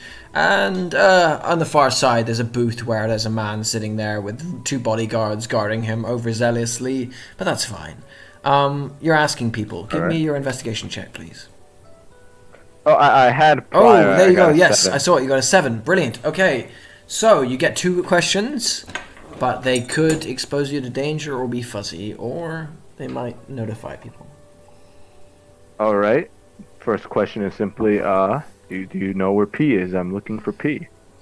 You stop a young woman, sort of petite looking, with blonde hair and a pixie sort of face, and as she stops, she goes, "No, I've not seen him around. Are you one of his friends?" I like to think so, anyways. Please. She puts a hand on your shoulder. And she goes, "I tell you what, darling, I'll ask around." And you can see she's a little bit like out of it. And you're slightly worried she might be drugged up to her eyeballs. But before you can tell her to stop, she's drifted away. She's asked a number of people, and you see her going closer and closer to the booth. And she asks the woman opposite the booth with heterochromatic eyes, and she comes back. And as she comes back, the woman with heterochromatic eyes that is standing beside the person in the booth is now watching you very closely, Chepe. The petite woman comes back and goes, "He's just gone down to the garage. Do you want his services tonight? I think he's free." I would like to see him, yes. If that's Well, possible. he's down in the garage. I can go get him for you if you like.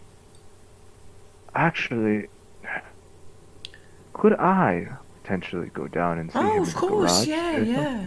Fantastic. Just- Thank you very much. You get another question, by the way, that you could have asked before, that you'll know by now from talking around. And since there's like that one guy that's just sitting there with like bodyguards, I would. And who, pray tell, is that? A bit overzealous. And Oh. like a show, isn't he? She stops and she goes, "Oh, him. I wouldn't worry your dear head about him. That's Jasper Palfrey. He's tricky customer. His wife's a that right is piece of work if you hear the rumours." Thank you very much, my dear. Thank you very much. I am You're going to go welcome. look for Peter. The name's Destiny, darling. Don't forget it. And she runs her hand over your arm and then slides out of sight. It's like a moment where I'm just like, Destiny, aren't we supposed to? Whatever. I'll ask the others. So I'll continue, and I'll head down into the garage if there's nothing stopping me. Right, P, can you give me an investigate as your hand brushes against this BMW? Yes, absolutely.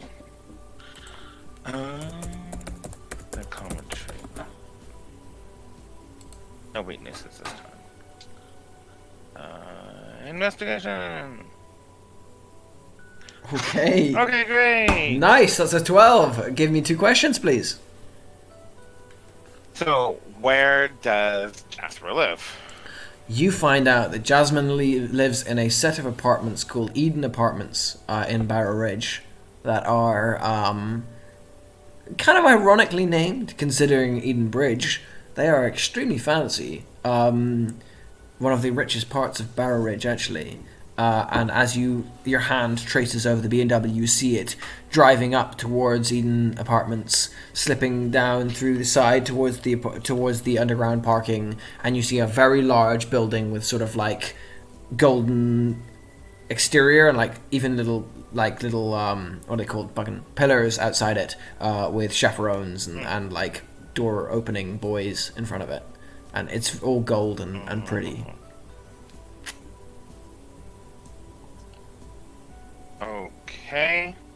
I'm gonna bank the last clue for now. Okay, you're banking it? Okay, nice.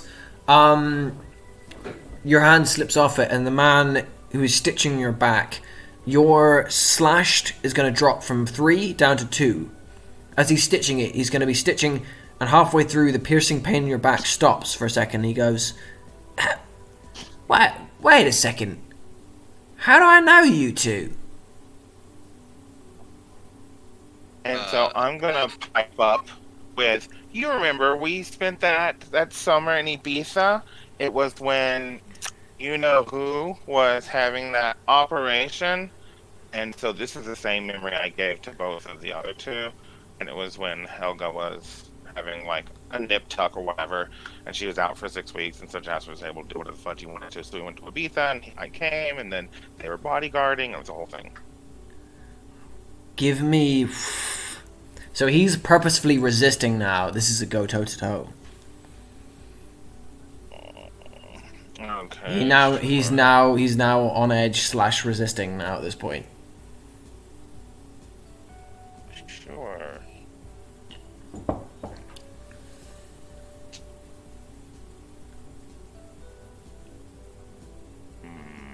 Okay, yeah, just the one. Go to so. Mild success. Ooh, okay. Investigate. Oh, yeah, there we go. Go to. Okay, that's a mild success. Go achieve one of them.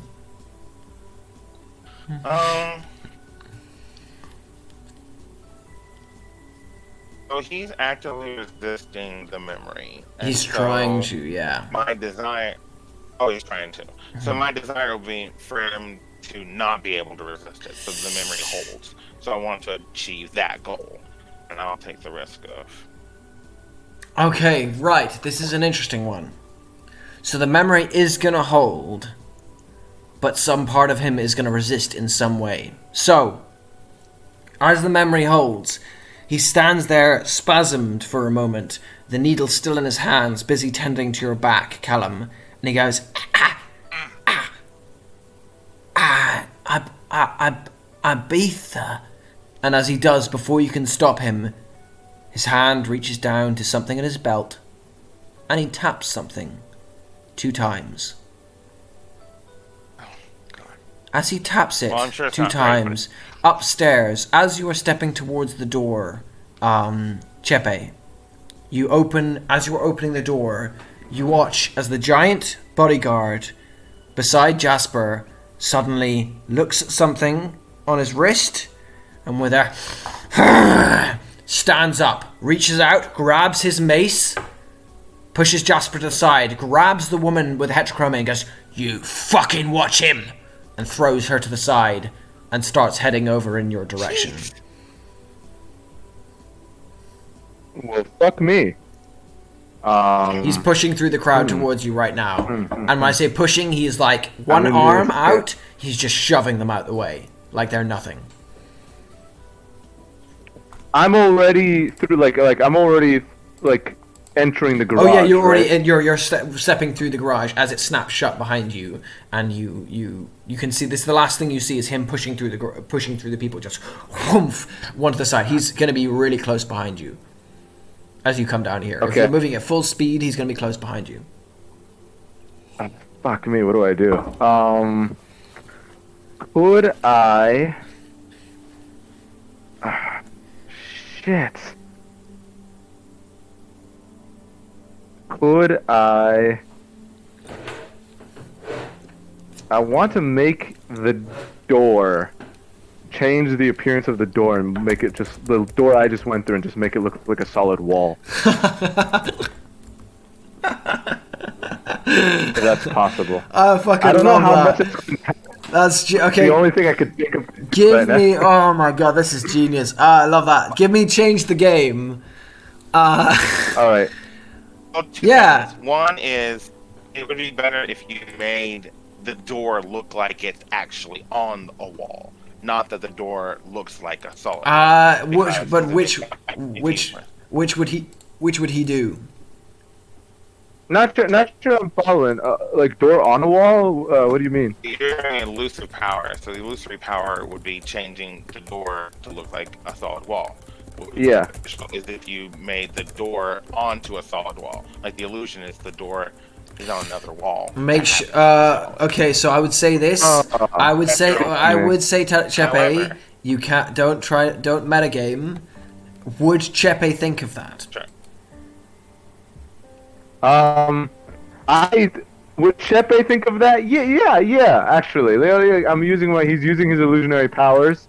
And I hadn't considered the whole terrain. Yeah, if there's a wall right next to me, I'll just say, no, the door's on that wall, not on this wall. Thing is that Chepe knows that even if he does it, that's a big fucker, and he can just slam through the imaginary wall or whatever it is. So if I can put it on an actual wall, that's way better. So I will allow it because I think Chepe has been seen to be a relatively switched on and smart guy, so I will allow it. I will say... Yeah. Just in the future, guys, bear in mind not to tell each other too much in terms of what to do, because you don't want a metagame. But that I will allow that you would have. No, don't worry, it's fine. It's. But I'm also using a hurt point on him, so the hurt point that I had from earlier when he destroyed my palace. Right. Okay. So you have a negative. I'll allow that. You have a -1 to that roll. Brilliant. Give me a. That's change the game. Change the game. Change the game. Got you. There you go. I got a mild success. Nice. Okay. What do you want to do? Create the story Alright, tag, so I get burn one a of these. story tag, or so burn a power tag or story tag, or what would you like to do? Which Give is it or reduce a status. give a status deceived. You could give him the status deceived 1. Deceived 1. Okay, so I'm considering deceived 1, but as for story tags, that would just affect him in some way, correct? It would affect him in some way, but it would probably be both of them are going to be similar outcomes. I'd All say. right, then I'll just give him deceived 1 then. Okay. He's deceived. Right. He believes that As the you- door's on a wall. As right you now. reach the bottom of the stairs, you hear a series of screams as "Ow! Don't do that, mate! Don't punch the wall!" Crunch, and you hear a silence of "Oh, fucking hell!" And then the door starts to turn as you come round the corner. You've stalled him for a while, but he's now coming up. You step into the. The moment that I do that, I would have to like. Okay, so first I would I see that coming. I'd make the door a wall. Hope that keeps him for a while. Then I turn and I see my 2 friends. One of them Yeah. looks injured, and there's So a guy you there see too, two. right? You see. Okay, what you see is you see your 2 friends beside a BMW. There's a random guy you've never seen before, bent over Callum, tending to his wound. Though he has stopped suddenly, and as he has stopped, he is summoning. His one arm is reaching down to his belt, and the other hand is trying to summon a spear, but he seems unconvinced by that. I turned my cane into a shotgun, and I pointed at him. Oh, I wouldn't if I were you. Oh, Oh, Jesus. hello, new friend. Wait a second. Oh shit! I'm really confused. I yelled to the other 2. You still look like the debonair dude, right? Yeah, Like a debonair old man, debonair old man has stepped into the room, pulled up his cane, and is pointing his cane at all of you. Actually, I would turn it into a shotgun at this The point. cane morphs into a shotgun, and it is a very familiar shotgun. You do recognize the shotgun in his hands because it is a very Shout out to distinct the other shotgun.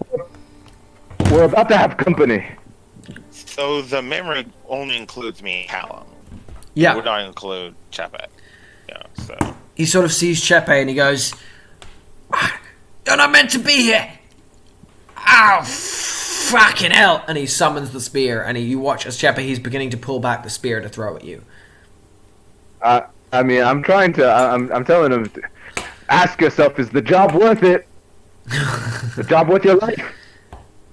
You say that, and as you say that, he goes, "Fuck yeah!"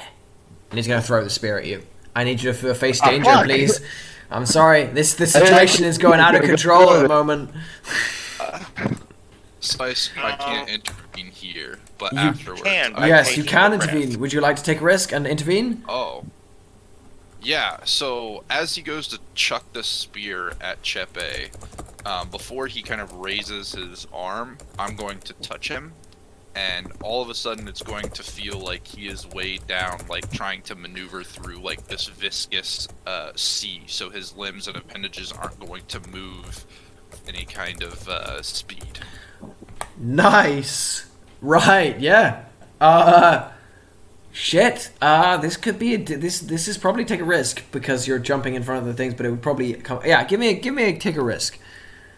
Okay. Is Slash coming into play here, I assume, as I go to reach for him? Yeah. This slash is going to come Okay. into, but it Okay. is there. It is. It's dropped down to a 2 then. Okay.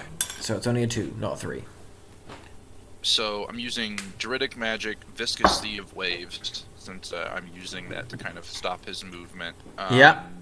And I think that's all I really have. So we're going to do this. On a and it's 0 take a roll. risk. Yeah, it's gonna be a 0. Yeah. And that's a great success. Shit. Yes. Right. As he goes to throw, you reach out and touch him. He goes, "Ah!" and drops to his knees as the spear clatters across the ground, fizzes, and disappears in front of you, Chepe. And as he does, he stops the ground, looks up at both of you guys, and goes, Oh shit, I'm gonna lose my job. And collapses down, head hits the ground, and he falls unconscious. As he does, I quickly yell to them, hide! Take the body and hide! Hide quickly! Callum like lets out a cough, collapses onto the ground, and kind of tries to shuffle the guy and myself underneath the closest door. I'm gonna just give me a sneaking around. Everyone who's trying to hide right now, give me a collective roll of a sneaking around. No, I'm not gonna try to hide. I'm gonna try to get us out of here. Alright, fair enough. I turn myself into the Australian man with black hair and the spear? Interesting choice. Instead of sneaking around, I just turn myself into the Australian man. Right. Okay. Okay. Okay. Like my shotgun turns into the spear, yeah.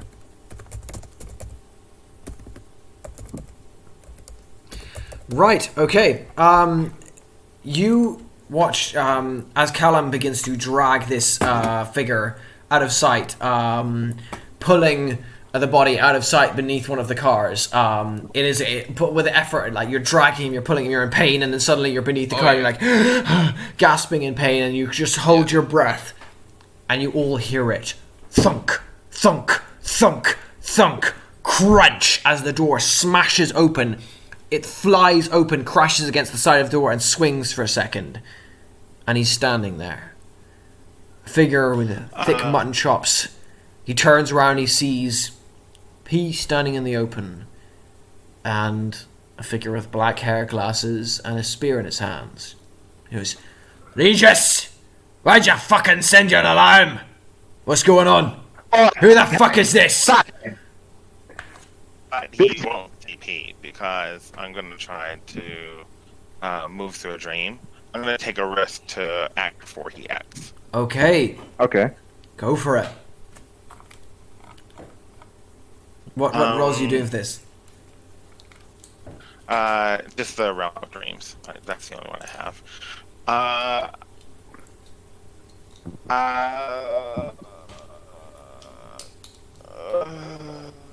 I like Callum, but I don't hate Pepe enough. I'll try to take all three of us.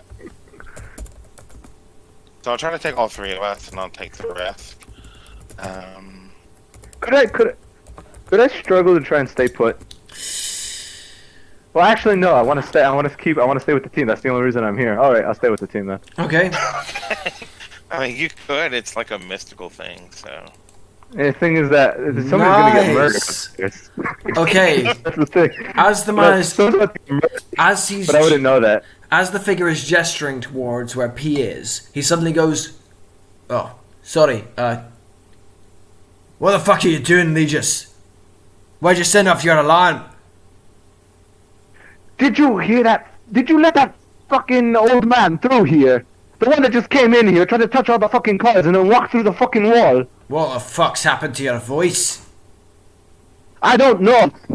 I can't speak with the like do I gotta make a convince check to pass off my voice? Give me a convince check. So since Give me a convince check. You didn't hear the guy speaking enough to know that he's Australian, but I'm gonna give me a convince check. Oh, that's a fair point. That's a fair point. With a -1 for not knowing he's Australian. But first, P was saying that they took all three of us. So do all three of us take a disappear? risk. I pull the spotlight and act before they act. So the sequence would be he bursts through the door, and as he does, the three If of you're us, trying to make all three of you disappear, that's not take a risk. That's a power. That's a. Look, I'm gonna say, if you're doing the take a disappear. risk, you can make either you and Chepe disappear, or you and Callum disappear. Not all three. Oh, not a question. Cal. Yeah. Okay. All right, I'm fine with the current situation. All right, so I'm gonna go for convince because I gotta convince this guy that I'm who I am. I'm going to use smoke and mirrors. Night is mine because it's nighttime. What else can I use here? And yeah, I think that's pretty much all I can do. So let's do Well, like, could I burn something? What's burn to hit? To burn to hit means you guarantee yourself a success, but that tag is gone for the rest of this game until you get a But then I'm monologue. gonna use. I'm gonna burn. Can I burn Night is Mine? Okay, you cannot use that tag again. Night is Mine is gone. You burn it. The figure stands in the doorway, looking at you, goes, "Hey, I see." He looks around slowly, goes, "You understand. You don't turn your fucking alarm on unless there's a problem." It was a fucking problem. There was an old man. He had magical fucking powers, and I had to try and fight him off, and he ran through the wall. Aye, where the fuck is he now? I just told you he'd run through the fucking wall. He grabs you by the shirt and he goes, "Don't give me shit, Regis. I know you. You can throw your fucking spear through walls, through fucking cars, through anything you want to. Don't pretend you can't hit a fucking old man. Where'd he go?"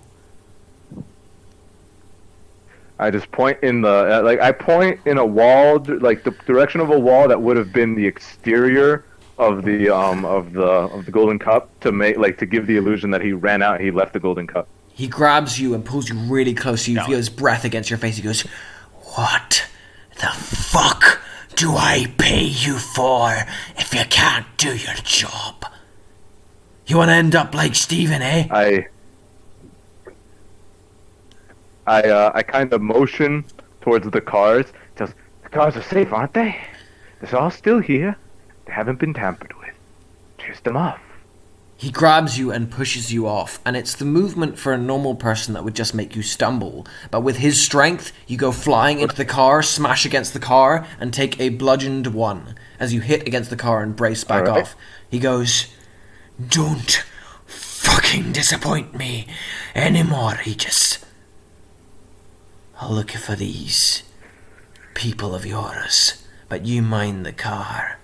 If anything happens to him, I swear to God."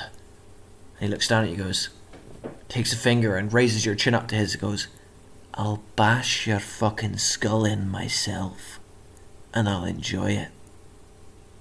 He lets your chin drop and he goes, spits and he goes, "Fucking amateurs." I look scared. I look shaken. Made me sick. Good British. Can't get good British help anymore these days. You gotta fucking buy abroad. And he starts walking away, cursing to himself. Alright. He gets over to the wall that you pointed and he goes, "This wall!" Yeah, that was. Crunch, and it smashes open and he begins to push his way through the rubble and he goes, "You watch that car, you hear me, Regis?" And he pushes through the rubble into the darkness The beyond. spear. And as he pushes through into the darkness beyond, he's gone. I kind of whisper to myself, Regis is fucked. I wouldn't want to be this guy for much longer. I turn around. Hello? Friends? Big scary man has left.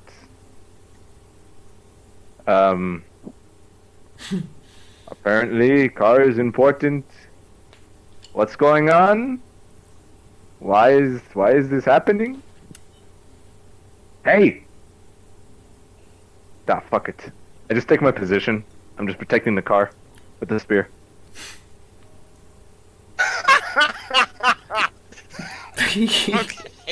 Callum, P, what are you guys doing?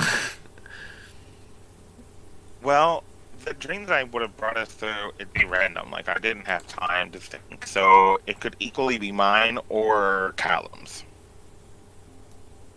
So I think rolling a D100, 51 and higher, I guess, would be Callum, and I would be the other.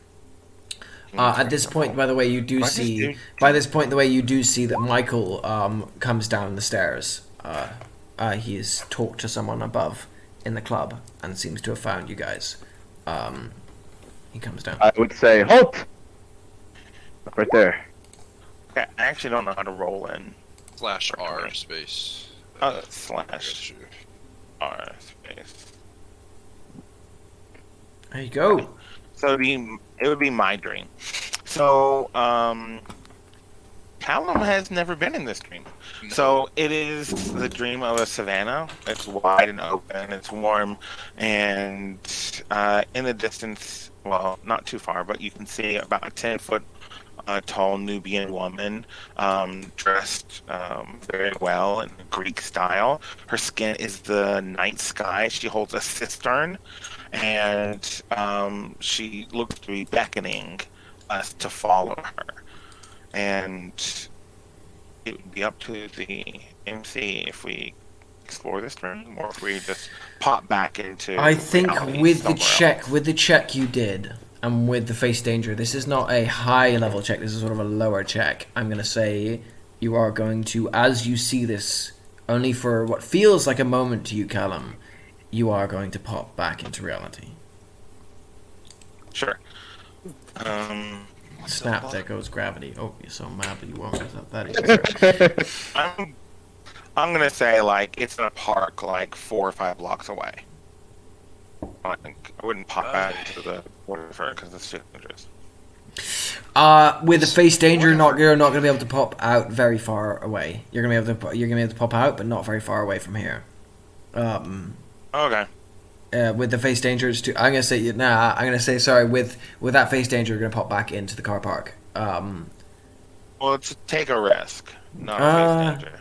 Okay, yeah, no, it's to take a risk. I can say you're going to pop out within 100 feet of this area. A block or two. Yeah. Sure, no problem. Okay.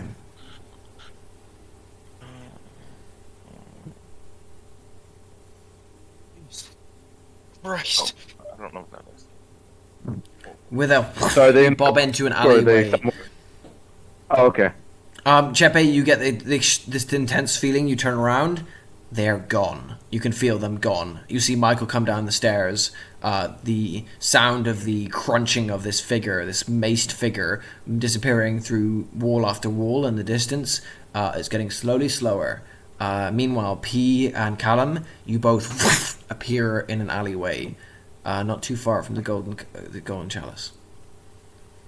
I'm going to look over at Michael, knowing that the stomping is getting slower. I'm going to say to him, if I were you, I would get out of here. And luckily, you get a companion now. And I'm going to turn back into the dapper gentleman with the cane instead of the black-haired gentleman with the spear. And I'm going to very quickly motion to Michael and wink to him. And my transformation is always the same thing. It's always like getting covered in smoke. I'm going to try and like, let's go, let's move. Come on, let's go. Okay. Are you leaving the car park? Leaving the car park, going back upstairs. Got it. Okay. You run back upstairs as Callum and P you appear in the alleyway. What are you doing? Cal immediately just like braces himself up against the wall and kind of looks up at the nice guy like, fuck. Jeez. It's always something with this crowd.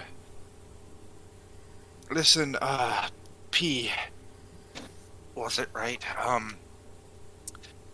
Jasper's in danger, and I now feel that we're further away from him than we should be. I don't know what was in that BMW, but we should really check on him.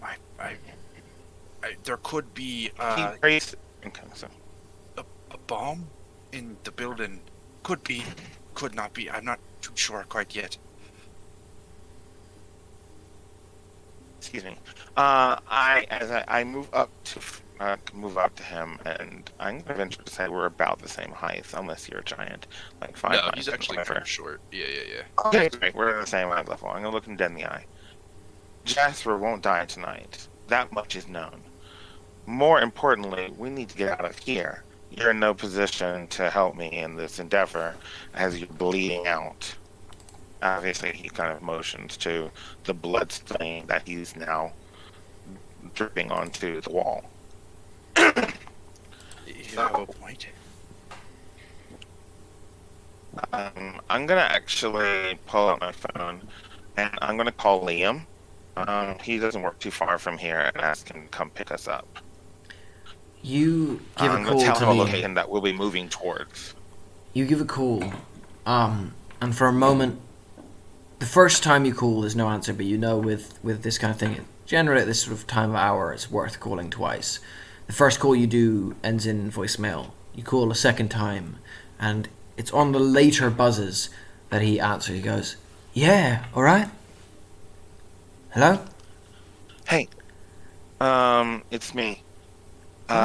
Sorry for the late notice, but I need to pick up. I can do that. Is everything all right? Well, things have gotten a little hairy here. So How? What kind of maybe hairy? I Like come- normal us kind of hairy, or worse than that? like Patty kind of hairy. Oh shit! I've got a friend. Bring a tarp. He's alive. Don't worry. A And I tell him tarp? to meet us somewhere like Oh right. Okay. yeah, a tarp. I'm on my way. Okay. And I tell him to meet us somewhere where we'll be walking to, but it's further away from the house.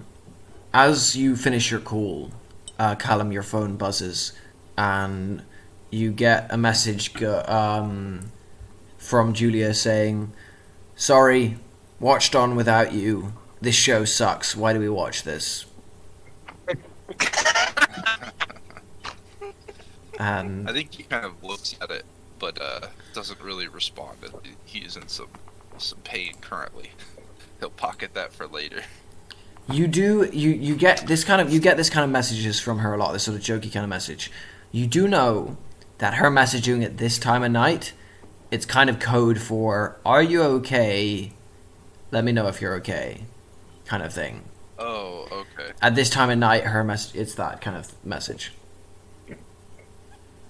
So I think there's probably some time before P's friend pulls around to pick him up, and Cal is just like, the blood loss is starting to build and becoming more and more exhausted. He's looking over at the golden chalice, but he has his phone in his hand, and I think he types what he thinks is, "We do it just for the lulz," but it is just this amalgamation of letters. It doesn't really spell out anything. You send that away, as you start just typing out and it comes out as for the laws, and it comes out. As you send it away, you're not able to look at the response as you put it into your pocket, as Chepe and Michael have just emerged from the golden chalice and are moving towards you. As they start to walk towards you, three thugs who are still trying to pick up a wrench on the ground, so trying, "Hey, wait, oh, it's not worth it," and they go back to trying to pick up the... Yeah. So if me and Michael are making our way out, all right. I think Michael was about to say something. In fairness, I'm not sure what though. So we just make it out, no problem. There's through no one seems to stop you. The heterochromatic woman seems very close to Jasper, and she doesn't move from him. All right. Apart from that, I'm going to question Michael while we're making our way out of there. So why'd you come over here? Is there a party going on? Nobody tell me? I don't like not being invited to party, guys. Michael tells you that he got a message from someone with Michael. Okay. He tells you got a message from someone with the note just saying, "Your friends are in danger. Tagged W." Chepe will nod. Yeah, true enough. Then I guess we make it out, and if we spot our friends and I see them out there, we'll start moving towards them immediately. Okay. You do. I mean, it's gonna be a bit of a struggle to see them. So P and P and Callum, you'll definitely see them before they see you. But you do see. All right. So then, okay. So if we don't see them right away, should I make an investigate to see if I can spot them? It's not necessarily an investigate check. It's more sort of like you'll have P and Callum will see you for a couple of seconds before you see them. So I'll just allow P and Callum to do their reaction to you before you do your What do you do? Well, you go. I want to trigger flashback. Oh, right. Okay. Yeah, go for it. So I had a gig tonight, and then I had a personal engagement. And so preparing, the scene is going to be back in his apartment. He'll be putting his clothes on. He'll be dyeing his hair and doing his hair, and then he's going to grab for his stash that's inside the. I don't know what the receptacle called. The toilet, like the back of it, where you open it and the water plunger is. So he's going to go in there and he's going to grab a bag of party mix, which would be uppers, downers, painkillers, Ritalin, Adderall. I've got you. Custom drug. So I'll use that and I'm not going to ask for have a that roll. prepared for myself. Perfect. I'm not going to ask for a roll for that. That just makes sense. So yeah, you definitely have that. So as I'm kind of like shoring up Callum, I'm going to tell him to take this, swallow. It'll help with the pain. I think he takes it and just with the very labored kind of movement from his from like his waistline to his mouth, he pops it in. The whole time kind of murmuring, we've got to save him. He's important. Investigation.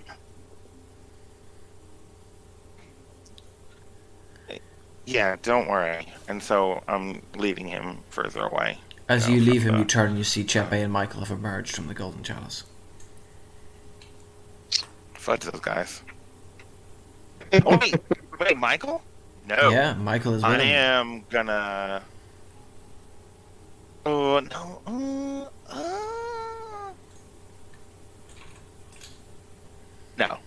No.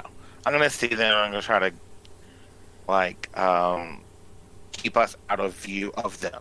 Oh, right. Shit, okay, yeah. Give me a sneak around.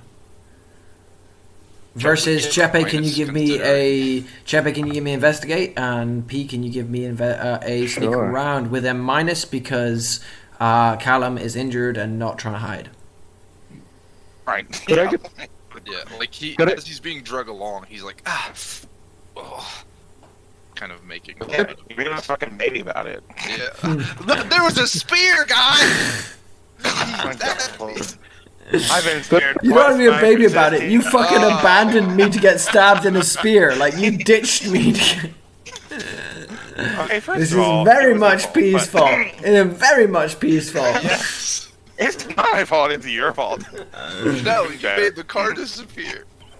Could I get bonuses because one, I assume Michael's with me, so I assume he would help somewhat, and two, Does could I Michael get have could a I use help? Does tracking? Michael have a help action with you?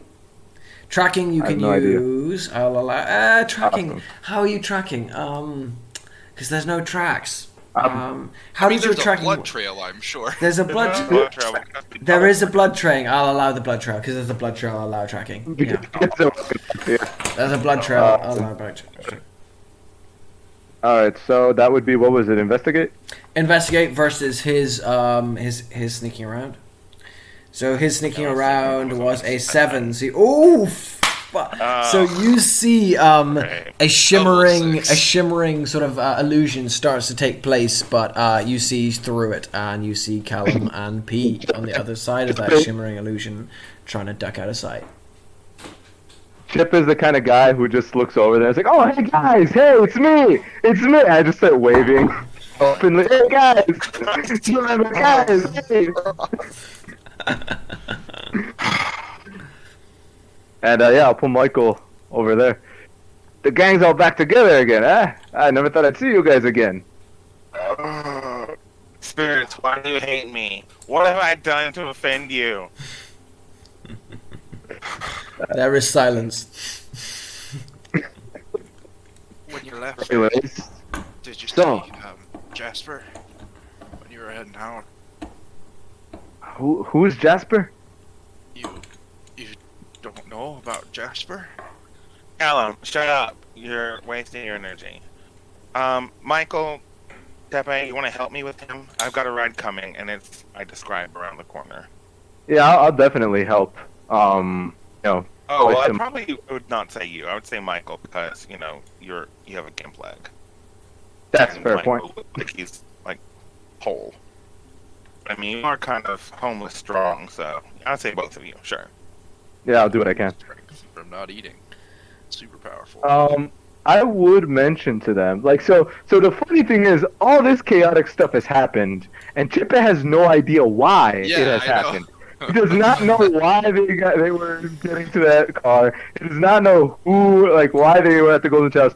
He only came here for one specific reason.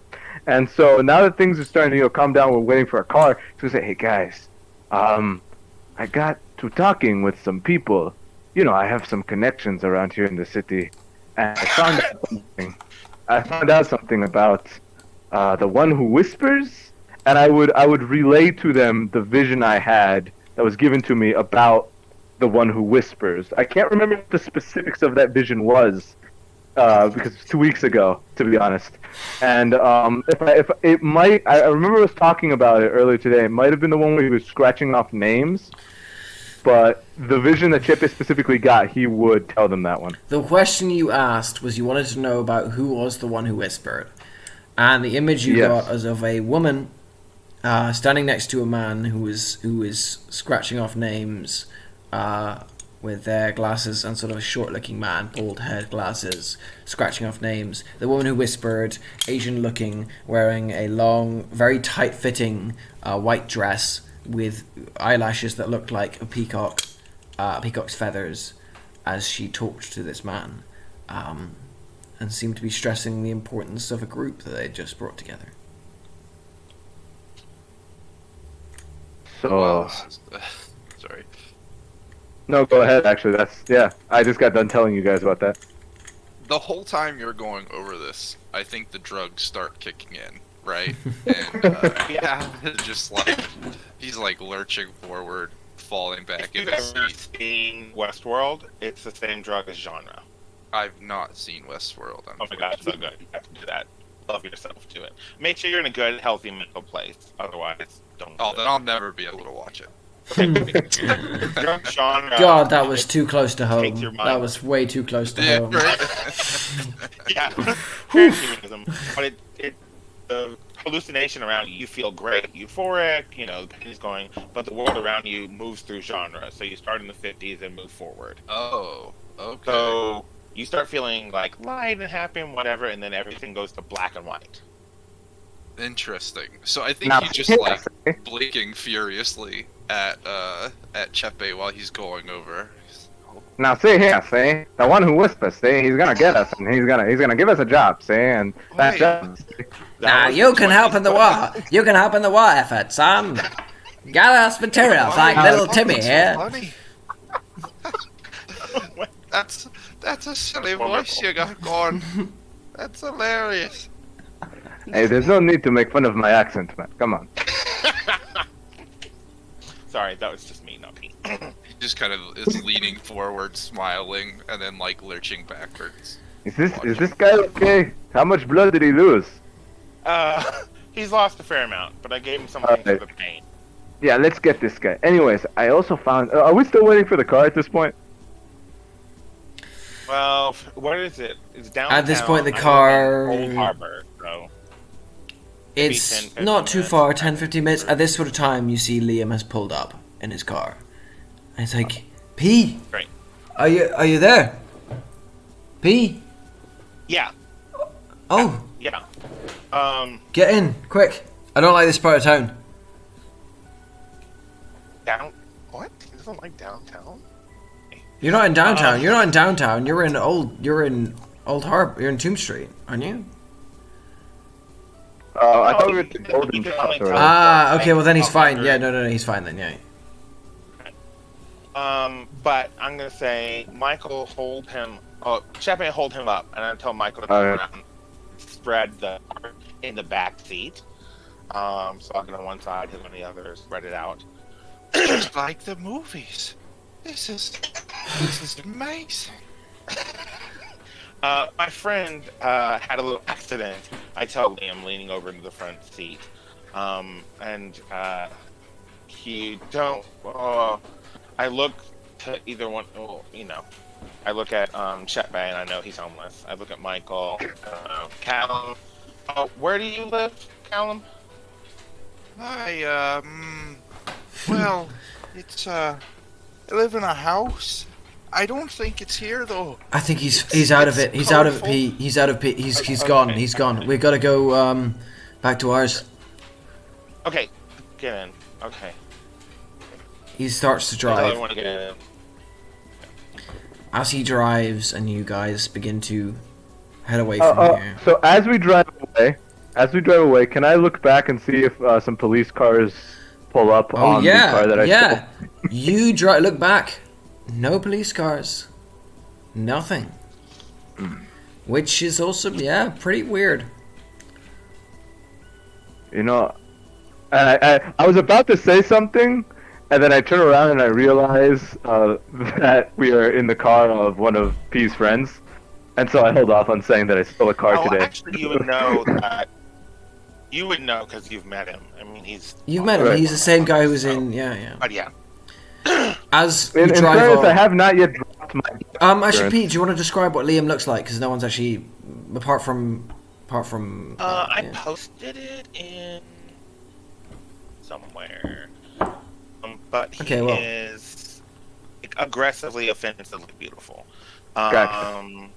At 6'2", like 200 plus pounds, muscled, beaming smile, like bluish green eyes, short brown hair, like curly brown hair, and like he's just amazing. And the car is like a Nissan, whatever. Like it's not a particularly special car. But yeah.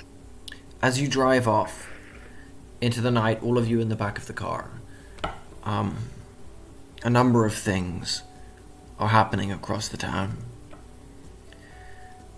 A man is waking up beneath a car, edging his way out, a very painful headache as he begins to stand.